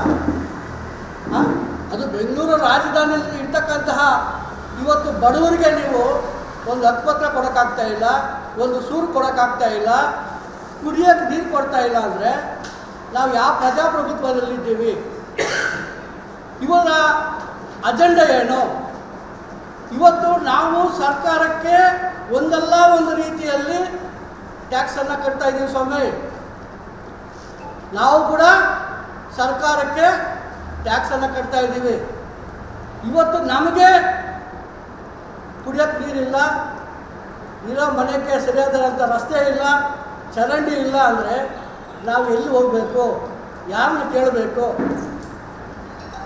ಹಾಗಾಗಿ ಇವತ್ತು ಅನೇಕ ಸರ್ಕಾರಿ ಭೂಮಿಗಳು ಇವತ್ತು ಬೇರೆ ಹೊರ ರಾಜ್ಯಗಳಿಂದಂತಹ ಬಹುತೇಕ ಬಿಲ್ಡರ್ಗೆ ಪಾಲಾಗ್ತಾ ಇದೆ. ಇವತ್ತು ಇಡೀ ಸರ್ಕಾರ ಕೆರೆ ಅಂಗಳ ಇಲ್ಲ, ಕೆರೆಗಳ ಮಾಯ, ಸ್ಮಶಾನಗಳ ಮಾಯ, ರಾಜಕಾಲುಗಳ ಮಾಯ, ಬಂಡಿದಾರಿ ಮಾಯ. ಇವತ್ತು ಭಾಳಷ್ಟು ಭೂಮಾಲೀಕರು ಸರ್ಕಾರಿ ಭೂಮಿಗಳನ್ನು ಒತ್ತುವರಿ ಮಾಡ್ಕೊಂಡಿದ್ದಾರೆ. ಬಿಡಿಸೋರು ಯಾರು? ಇವತ್ತು ಊರು ಕಟ್ಟಿದಂಥವ್ರು ಊರು ಬಿಡುವಂಥ ಪರಿಸ್ಥಿತಿ ಇದೆ. ಈ ನಾಡು ಕಟ್ಟಿದವರು ಈ ನಾಡನ್ನು ಬಿಡಬೇಕಾದಂಥ ಪರಿಸ್ಥಿತಿ ಇದೆ. ಹಾಗಾಗಿ ಇವತ್ತು ಸರ್ಕಾರ ಎಚ್ಚೆತ್ತುಕೊಳ್ಬೇಕು. ಈ ಸುದೀರ್ಘ 77 ವರ್ಷಗಳ ಸ್ವತಂತ್ರ ಭಾರತದಲ್ಲಿ ಇವತ್ತು ನಮಗೆ ಕುಡಿಯೋಕ್ಕೆ ನೀರಿಲ್ಲ, ಇರೋದಕ್ಕೆ ಮನೆ ಇಲ್ಲ, ಹಕ್ಕುಪತ್ರ ಇಲ್ಲ ಅಂತ ನಾವು ಇಂದಿಗೂ ಕೂಡ ನಾವು ಸರ್ಕಾರನ ಬೇಡ್ತಾ ಇದ್ದೀವಿ. ಈ ಎಲ್ಲ ಸಮಸ್ಯೆಗಳನ್ನು ಬಗೆಹರಿಸೋರು ಯಾರು? ಇಲ್ಲಿನ ಜನಪ್ರತಿನಿಧಿಗಳು ಏನಾಗಿದ್ದಾರೆ? ಇವತ್ತು ಈ ಮಹದೇವಪುರ ಕ್ಷೇತ್ರದಲ್ಲಿ ಇರ್ತಕ್ಕಂತಹ ಬಹಳಷ್ಟು ಬೆಂಗಳೂರು ಪೂರ್ವ ತಾಲೂಕಲ್ಲಿ ಇದ್ದಂಥ ಬಹುತೇಕ ಸರ್ಕಾರಿ ಭೂಮಿಗಳು ಇವತ್ತು ಬೇರೆಯವ್ರ ಪಾಲಾಗ್ತಾ ಇದೆ. ಬಡವರಿಗೆ ಒಂದು ನೆತ್ತಿಗೊಂದು ಸೂರು ಕೊಡಿ ಅಂದರೆ ಇವತ್ತು ಆಗ್ತಾಯಿಲ್ಲ. ಈ ಅಧಿಕಾರಿಗಳು ಯಾರ ಮಾತು ಕೇಳ್ತಾ ಇಲ್ಲ. ಬರೀ ಇವತ್ತು ಅಧಿಕಾರಿಗಳು ಯಾರು ಕೆಲಸ ಮಾಡ್ತಾ ಇದ್ದಾರೆ ಅಂದರೆ ಯಾರು ಹಣ ಕೊಡ್ತಾ ಇದ್ದಾರೆ, ಯಾರು ಲಂಚ ಕೊಡ್ತಾ ಇದ್ದಾರೆ, ಇವತ್ತು ದುಡ್ಡಿರೋರಿಗೆ ಕೆಲಸ ಆಗ್ತಾ ಇದೆ. ಬಡ ಸಾಮಾನ್ಯರು ಅಲ್ದು ಇವತ್ತು ಅವ್ರ ಕೆಲಸ ಏನೂ ಆಗೋದಿಲ್ಲ ಅಂತೇಳಿ ನಮ್ಮ ಬದುಕು ಇಷ್ಟೇ ಅಂತೇಳಿ ತೀರ್ಮಾನ ಮಾಡಿಕೊಂಡು ಆ ಇರ್ತಕ್ಕಂತಹ ಗುಡಿಸಲುಗಳನ್ನು ಕೂಡ ಖಾಲಿ ಮಾಡೋಂಥದ್ದು ಈ ಅಧಿಕಾರಿಗಳು ಮಾಡ್ತಾ ಇದ್ದಾರೆ. ಹಾಗಾಗಿ ಇವತ್ತು ಈ ಮಹದೇವಪುರ ಕ್ಷೇತ್ರದಲ್ಲಿ ಭಾಳಷ್ಟು ಸಮಸ್ಯೆಗಳಿದ್ದಾವೆ. ಈಗಾಗಲೇ ನಾವು ಎಲ್ಲ ಹಂತದ ಹೋರಾಟವನ್ನು ಮಾಡಿದ್ದೇವೆ. ರಸ್ತೆಗಾಗಿ ಹೋರಾಟ ಮಾಡಿದ್ದೀವಿ, ಕುಡಿಯೋ ನೀರಿಗಾಗಿ ಹೋರಾಟ ಮಾಡಿದ್ದೀವಿ, ಮನೆಗಳಿಗೆ ಹಕ್ಕುಪತ್ರ ನೀಡಿ ಅಂತ ಹೋರಾಟ ಮಾಡಿದ್ದೀವಿ. ಅನೇಕ ಜನ ಇವತ್ತು 90% ಅರ್ಜಿಗಳು ಹಾಕ್ಕೊಂಡಿದ್ದಾರೆ. ಸರ್ಕಾರನೇ ಒಂದು ಅಕ್ರಮ ಸಕ್ರಮ ಒಂದು ಯೋಜನೆಯನ್ನು ತಂತು.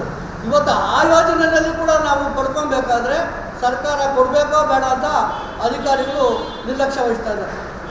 ಇವತ್ತು ಭಾಳಷ್ಟು ಅಕ್ರಮವಾಗಿ ಕಟ್ಟಡಗಳು ಕಟ್ತಾ ಇದ್ದಾರೆ ಈ ಮಾದೇಪುರ ಕ್ಷೇತ್ರದಲ್ಲಿ.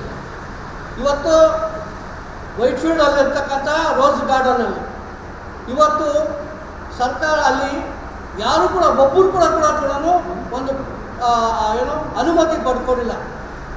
ಇದರಿಂದ ಸರ್ಕಾರಕ್ಕೆ ಕೂಡ ನಷ್ಟ ಆಗ್ತಾ ಇದೆ. ಆದರೂ ಕೂಡ ಅಧಿಕಾರಿಗಳು ನಮಗೆ ಇದು ಗಮನಕ್ಕೆ ಇಲ್ಲ ಅನ್ನೋ ರೀತಿಯಲ್ಲಿ ಇರ್ತಾರೆ. ಅದೇ ರೀತಿ ಪಟ್ಟಣದುರ್ಗದಲ್ಲಿ ಇರ್ತಕ್ಕಂಥ ಸರ್ವೆ ನಂಬರ್ 107ರಲ್ಲಿ ಇವತ್ತು ಇಡೀ ಸರ್ಕಾರಿ ಗೋಗಳವನ್ನು ಇವತ್ತು ರಾಜಾರೋಷವಾಗಿ ಅನೇಕ ಆಂಧ್ರದಿಂದ ಬಂದಂಥ ಬಿಲ್ಡರ್ಗಳು ಬಹುಮಹಡಿಗಳನ್ನು ಕಟ್ಟಿ ಬೀದಿ ಕಟ್ಟಡಗಳನ್ನು ಕಟ್ಟಿ ಲಕ್ಷಾಂತರ ರೂಪಾಯಿನ ಇವತ್ತು ಕೋಟ್ಯಾಂತರ ರೂಪಾಯಿನ ದುಡಿತಾ ಇದ್ದಾರೆ. ಆದರೆ ಅದೆಲ್ಲ ಪ್ರತಿ ಸರ್ಕಾರದ ದಾಖಲೆಗಳು ಯಾವುದೂ ಇಲ್ಲ. ಅವರು ಎಲ್ಲ ಸರ್ಕಾರಿ ಭೂಮಿ ಅಂತ ಮೇಲ್ನೋಟಕ್ಕೆ ಕಂಡರೂ ಕೂಡ ಅಧಿಕಾರಿಗಳು ಇದ್ರ ಬಗ್ಗೆ ಯಾವುದೂ ಗಮನ ಹರಿಸ್ತಾ ಇಲ್ಲ. ಇವತ್ತು ಇಡೀ ಒಂದೊಂದು ಗ್ರಾಮಕ್ಕೆ 1 ಬೋರ್ವೆಲ್ 2 ಬೋರ್ವೆಲ್ ಇದೆ. ಇವತ್ತು ಊರಲ್ಲಿರತಕ್ಕಂಥ ಜನಸಂಖ್ಯೆ 6,000 7,000 10,000 ಜನ ಇದೆ. ಅಂಥ ಜನಕ್ಕೆ ಕುಡಿಯಲಿಕ್ಕೆ 1 ಬೋರ್ ಸಾಕ? ಇವತ್ತು ಕಾವೇರಿ ನೀರು ಕೊಡ್ತೀನಿ ಅಂತೇಳಿ ಸತತವಾಗಿ 15-20 ವರ್ಷಗಳಿಂದ ಈ ಮಾತನ್ನು ಹೇಳ್ತಾನೆ ಇದ್ದಾರೆ. ಇದುವರೆಗೂ ಕಾವೇರಿ ನೀರು ಸರಿಯಾಗಿ ಬರ್ತಾ ಇಲ್ಲ. ಈ ರೀತಿ ಅನೇಕ ಸಮಸ್ಯೆಗಳು ಈ ಭಾಗದಲ್ಲಿದ್ದಾವೆ. ಇಡೀ ಬೆಂಗಳೂರು ಸುತ್ತಮುತ್ತ ಕೂಡ ಇದೆ. ಹಾಗಾಗಿ ಈ ಎಲ್ಲ ಸಮಸ್ಯೆಗಳನ್ನು ಎತ್ಕೊಂಡು ಸರ್ಕಾರಕ್ಕೆ ಒಂದು ಎಚ್ಚರಿಕೆಯನ್ನು ಕೊಡುವ ನಿಟ್ಟಿನಲ್ಲಿ ಇವತ್ತು ಭೀಮಾ ಸಂಘಟನೆ ಮಹಾ ಒಕ್ಕೂಟ 25ನೇ ತಾರೀಕು ಫ್ರೀಡಮ್ ಪಾರ್ಕಲ್ಲಿ ಒಂದು ದೊಡ್ಡ ಮಟ್ಟದ ಕಾರ್ಯಕ್ರಮವನ್ನು ಆಯೋಜನೆ ಮಾಡಿದ್ದಾರೆ. ಈ ಒಂದು ನಾನು ಸಾರ್ವಜನಿಕರಲ್ಲಿ ವಿನಂತಿ ಮಾಡಿಕೊಳ್ಳೋದಂದರೆ, ದಯಮಾಡಿ ತಾವೆಲ್ಲರೂ ಕೂಡ ತಮ್ಮ ಗ್ರಾಮಗಳಲ್ಲಿ ಆಗ್ತಿರತಕ್ಕಂತಹ ಅನ್ಯಾಯ ಅಕ್ರಮಗಳ ಬಗ್ಗೆ ಧ್ವನಿ ಎತ್ತಬೇಕು. ಇಂಥ ಒಂದು ಹೋರಾಟದಲ್ಲಿ ನೀವು ಕೂಡ ಕೈ ಜೋಡಿಸಬೇಕು. ಈ ಒಂದು ಕಾರ್ಯಕ್ರಮದಲ್ಲಿ ಹೆಚ್ಚಿನ ಸಂಖ್ಯೆಯಲ್ಲಿ ಭಾಗವಹಿಸುವ ಮೂಲಕವಾಗಿ ನಮ್ಮ ಹಕ್ಕುಗಳನ್ನು ಪಡ್ಕೊಳ್ಳೋದಕ್ಕೆ ತಮ್ಮೆಲ್ಲರ ಸಹಕಾರ ಬೇಕಾಗುತ್ತೆ. ಆ ನಿಟ್ಟಿನಲ್ಲಿ ಏನು ಬಡವರಿದ್ದೀರಾ, ಈ ನೆತ್ತಿಗೊಂದು ಸೂರು ಇಲ್ದಿದ್ದವರು, ಈ ವಂಚಿತರು ಏನಿದ್ದೀರಾ, ತಾವೆಲ್ಲ ದಯಮಾಡಿ ಈ ಹೋರಾಟಕ್ಕೆ ತಮ್ಮ ಸಹಕಾರ ನೀಡಬೇಕು. ಈ ಹೋರಾಟದಲ್ಲಿ ಭಾಗವಹಿಸಬೇಕು ಅಂತೇಳಿ ನಾನು ಈ ಮೂಲಕವಾಗಿ ತಮ್ಮೆಲ್ಲರೂ ಕೇಳ್ಕೊಳ್ತೇನೆ. ನನ್ನ ಹೆಸರು ಬೆಳ್ತೂರು ವೆಂಕಟೇಶ್ ಅಂತೇಳಿ, ಕರ್ನಾಟಕ ರಿಪಬ್ಲಿಕನ್ ಸಂಘಟನೆಯ ರಾಜ್ಯಾಧ್ಯಕ್ಷರು. ಜೈ ಭೀಮ್. ಈ ದಿನದಂದು ಇಲ್ಲಿ ನಾವು ಎಲ್ಲ ಸೇರಿ ಬಂದಿರೋದು, ನಮ್ಮ ಪ್ರೆಸ್ ಮೀಟ್ ಮಾಡ್ತಾ ಇರೋದು ಅಂತ ಹೇಳೋದಾದರೆ, ನಮ್ಮದು ಎಕೆ ಗೋಪಾಲನ ಕಾಲೋನಿ ಚನ್ನಸಂದ್ರ, ಅಲ್ಲಿ ತುಂಬಾ ಇನ್ನೂ ಸುಮಾರು ಒಂದು 200 ಆಸ್ಪತ್ರೆಗಳು ಬರಬೇಕಾಗಿರುತ್ತೆ. ಆಸ್ಪತ್ರೆಗಳು ಜಾರಿ ಮಾಡಿದ್ದೀವಿ, ಬಂದು ರಿಜಿಸ್ಟರ್ ಮಾಡ್ತೀವಿ ಅಂತ ಮಾಡಿಕೊಂಡು ಮತ್ತೆ ಅಲ್ಲಿನ ರಾಜಕಾರಣಿಗಳು ತೆಗೆದೋದನ್ನು ಅವ್ರವ್ರ ಮನೆಗಳಿಗೆ ಇಟ್ಕೊಂಡಿದ್ದಾರೆ. ಏನಕ್ಕೆ ಅಂದರೆ ಎಲೆಕ್ಷನ್ ಬಂದಾಗ ಅದನ್ನು ಕೊಟ್ಟು ಓಟ್ ಕಳೆಯೋದಕ್ಕೆ. ಮತ್ತು ಅದು ಅವಾಗ ಒಂದು ಅರ್ಧ ಜನಕ್ಕೆ ಕೊಡೋದು, ಒಂದು ಸ್ವಲ್ಪ ಜನಕ್ಕೆ ಮತ್ತೆ ಎತ್ತಿಟ್ಕೊಳ್ಳೋದು. ಈ ರೀತಿ ಅಲ್ಲಿ ತುಂಬ ತಾರತಮ್ಯ ನಡೀತಾ ಇದೆ. ಮತ್ತು ಈಗ ಅಲ್ಲಿ ನೀರಿಂದು ತುಂಬಾ ಸಮಸ್ಯೆ ಇದೆ. ನೀರು ವಾರಕ್ಕೊಂದು ಸಾರಿ ಬಿಡ್ತಾರೆ. ವಾರಕ್ಕೊಂದು ಸಾರಿ ಬಿಟ್ಟರೆ ನೀರು ಯಾರಿಗೂ ಸಾಕಾಗೋದಿಲ್ಲ. 1 ಲೋಡ್ ನೀರು ಬಂದು 1,000 ರೂಪಾಯಿ ರೇಟ್ ಇದೆ. ಈಗ ಪಾಪ ತೀರಾ ಬಡವರು, ಒಂದು ದಿನಕ್ಕೆ 500 ರೂಪಾಯಿ ಕೂಲಿಗೆ ಹೋಗೋರು ತಿಂಗಳಿಗೆ 4,000 ರೂಪಾಯಿ ನೀರಿನ ಕಾಸು ಕಟ್ಟಬೇಕಾದ್ರೆ, ನೀರು ಹೊಡಿಸ್ಕೊಬೇಕಾದ್ರೆ ತುಂಬ ಕಷ್ಟ ಆಗುತ್ತೆ. ಅದರಿಂದ ಈಗ ನಾವೇನು ಇವತ್ತು 25ನೇ ತಾರೀಕು ಭೀಮಾ ಸಂಘಟನೆ ಕಡೆಯಿಂದ ಏನಿವತ್ತು ನಾವು ಫ್ರೀಡಮ್ ಪಾರ್ಕಲ್ಲಿ ಧರಣಿಯನ್ನು ಹಮ್ಮಿಕೊಂಡಿದ್ದೀವಿ. ಆದ್ದರಿಂದ ಆ ಕಾರ್ಯಕ್ರಮದಲ್ಲಿ ನಮ್ಮ ಎಕೆ ಗೋಪಾಲ್ ಕಾಲೋನಿಗೂ ನಮಗೂ ಆಸ್ಪತ್ರೆಗಳು ಮತ್ತು ನಮ್ಮ ಊರಿನ ನೀರಿನ ಸಮಸ್ಯೆಗಳೆಲ್ಲನೂ ಬಗೆಹರಿಸ್ಕೊಡ್ಬೇಕಂತ ನಾನು ಕೇಳಿಕೊಳ್ಳೋಗ್ತೀನಿ, ವಿನಂತಿಸ್ಕೊಳ್ತೀನಿ. ಶೋಭಾ.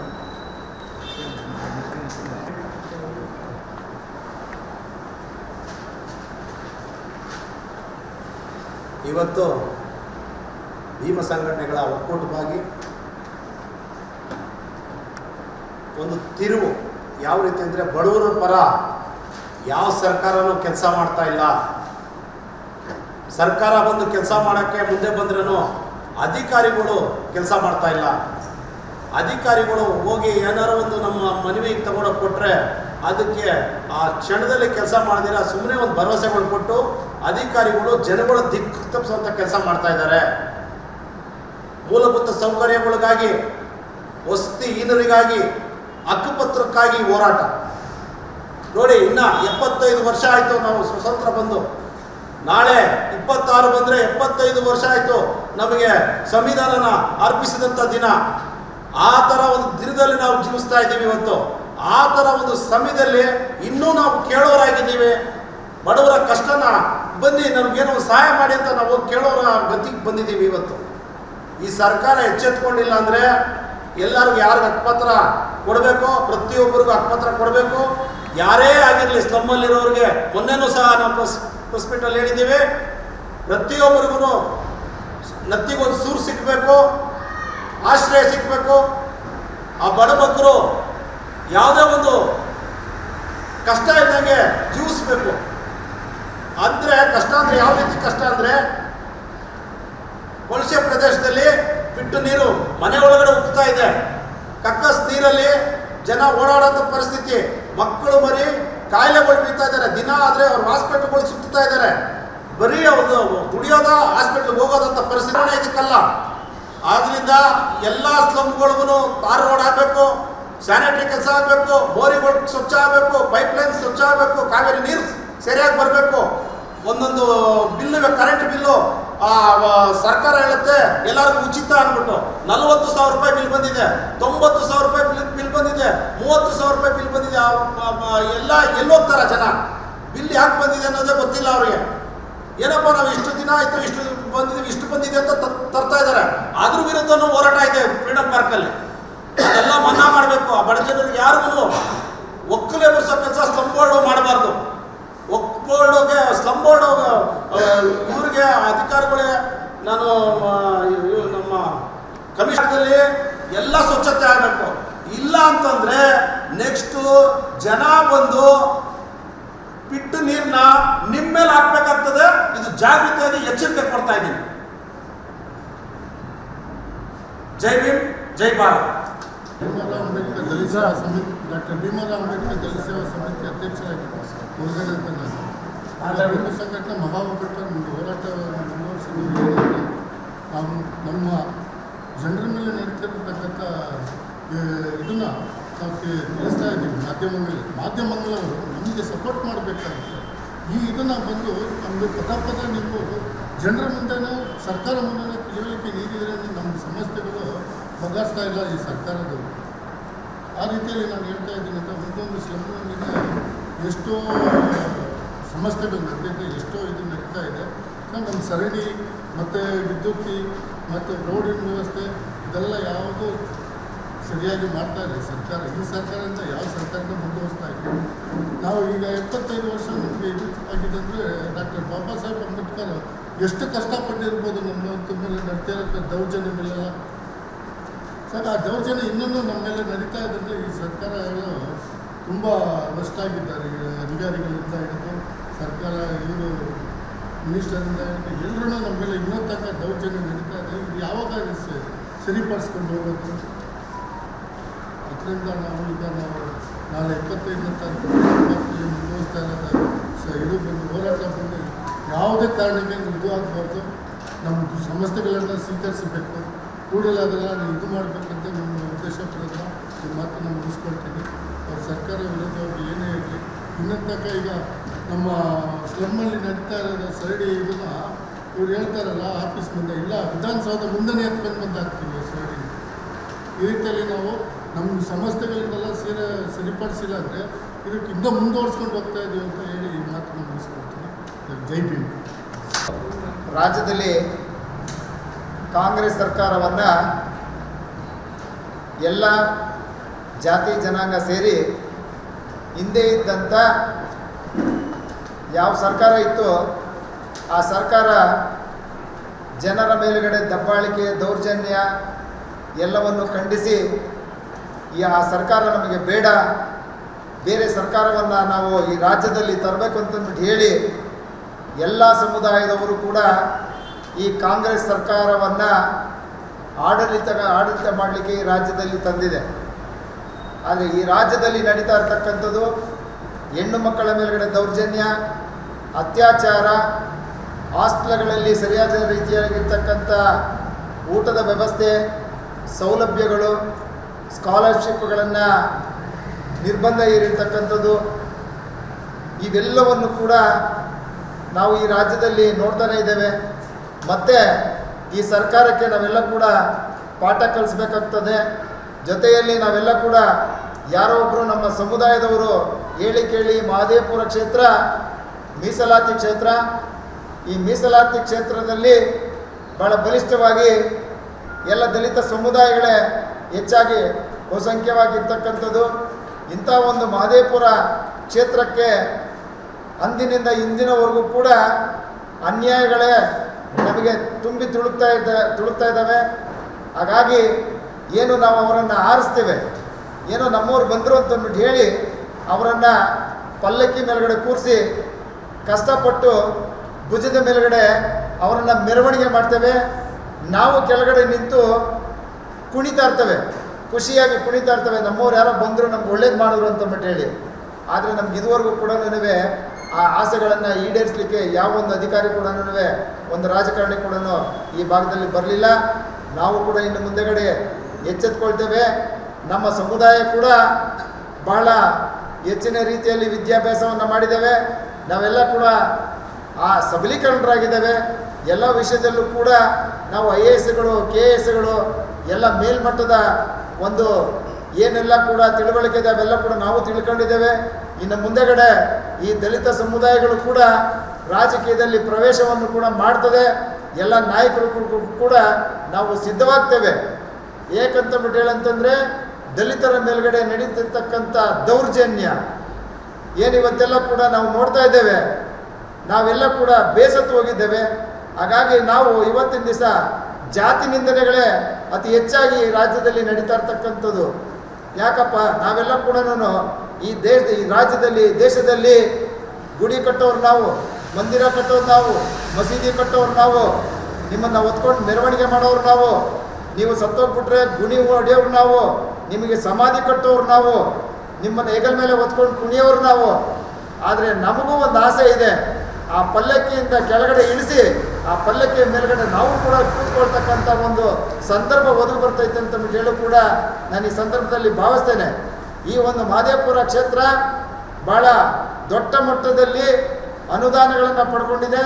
ಮತ್ತು ಇಲ್ಲಿ ಏನು ITBTಗಳು ಇರ್ತಕ್ಕಂಥದ್ದು, ಈ ITBT ಇರ್ತಕ್ಕಂಥ ಒಂದು ಜಾಗದಲ್ಲಿ ಭಾಳ ದೊಡ್ಡ ಮಟ್ಟದಲ್ಲಿ ಏನು ಕೇಂದ್ರಕ್ಕೆ ಅಥವಾ ರಾಜ್ಯಕ್ಕೆ ಭಾಳ ದೊಡ್ಡ ಮಟ್ಟದಲ್ಲಿ ಏನು ಟ್ಯಾಕ್ಸ್ ಸಂಗ್ರಹಣೆ ಆಗ್ತದೆ.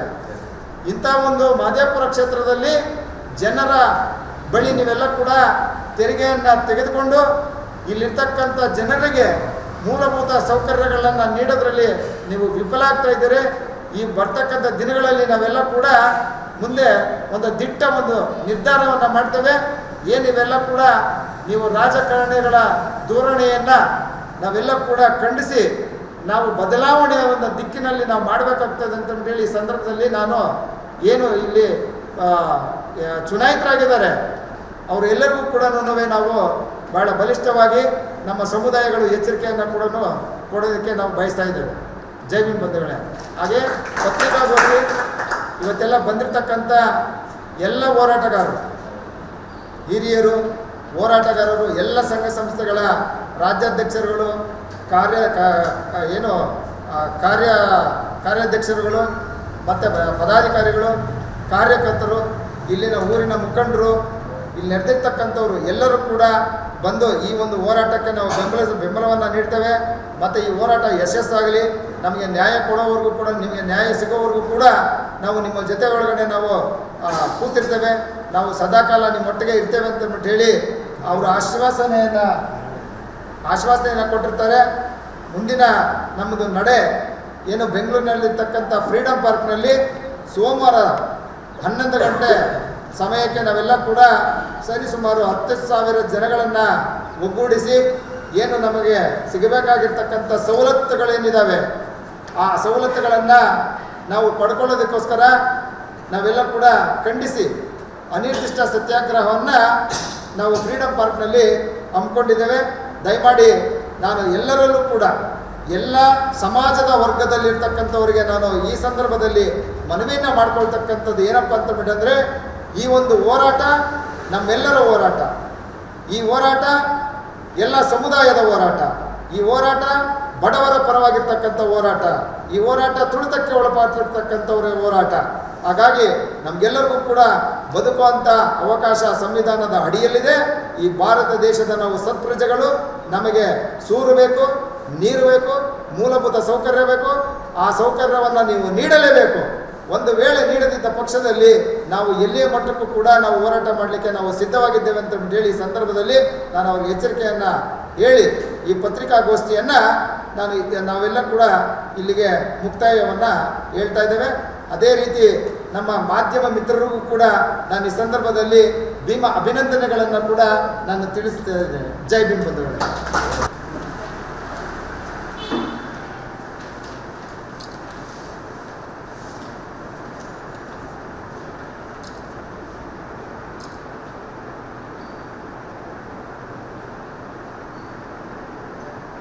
ಜೈ ಜೈ ಜೈ ಜೈ ಜೈ ಭೀಮ್. ಜೈ ಭೀಮ್, ಜೈ ಭೀಮ್. ಜೈ ಜೈ ಜೈ ಜೈ ಜೈ ಭೀಮ್. ಜೈ ಭೀಮ್, ಜೈ ಭೀಮ್. ಜೈ ಜೈ ಜೈ ಜೈ ಜೈ ಭೀಮ್. ಜೈ ಭೀಮ್, ಜೈ ಭೀಮ್. ಜೈ ಜೈ ಜೈ ಜೈ ಜೈ ಭೀಮ್. ಜೈ ಭೀಮ್, ಜೈ ಭೀಮ್. ಜೈ ಜೈ ಜೈ ಜೈ ಜೈ ಭೀಮ್. ಜೈ ಭೀಮ್, ಜೈ ಭೀಮ್. ಜೈ ಭೀಮ್. ಜೈ ಜೈ ಜೈ ಜೈ ಜೈ ಭೀಮ್. ಜೈ ಭೀಮ್, ಜೈ ಭೀಮ್. ಜೈ ಜೈ ಜೈ ಜೈ ಜೈ ಭೀಮ್. ಜೈ ಭೀಮ್, ಜೈ ಅಂಬೇಡ್ಕರ್ ಜಿಂದಾಬಾದ್. ಜೈ ಜೈ ಜೈ ಜೈ ಜೈ ಭೀಮ್. ಜೈ ಭೀಮ್, ಜೈ ಭೀಮ್. ಜೈ ಜೈ ಜೈ ಜೈ ಜೈ ಭೀಮ್. ಜೈ ಭೀಮ್, ಜೈ ಭೀಮ್. ಜೈ ಜೈ ಜೈ ಜೈ ಜೈ ಭೀಮ್. ಜೈ ಭೀಮ್, ಜೈ ಭೀಮ್. ಜಿಂದಾಬಾದ್ ಜಿಂದಾಬಾದ್. ಅಂಬೇಡ್ಕರ್ ಜಿಂದಾಬಾದ್. ಜಿಂದಾಬಾದ್ ಜಿಂದಾಬಾದ್. ಅಂಬೇಡ್ಕರ್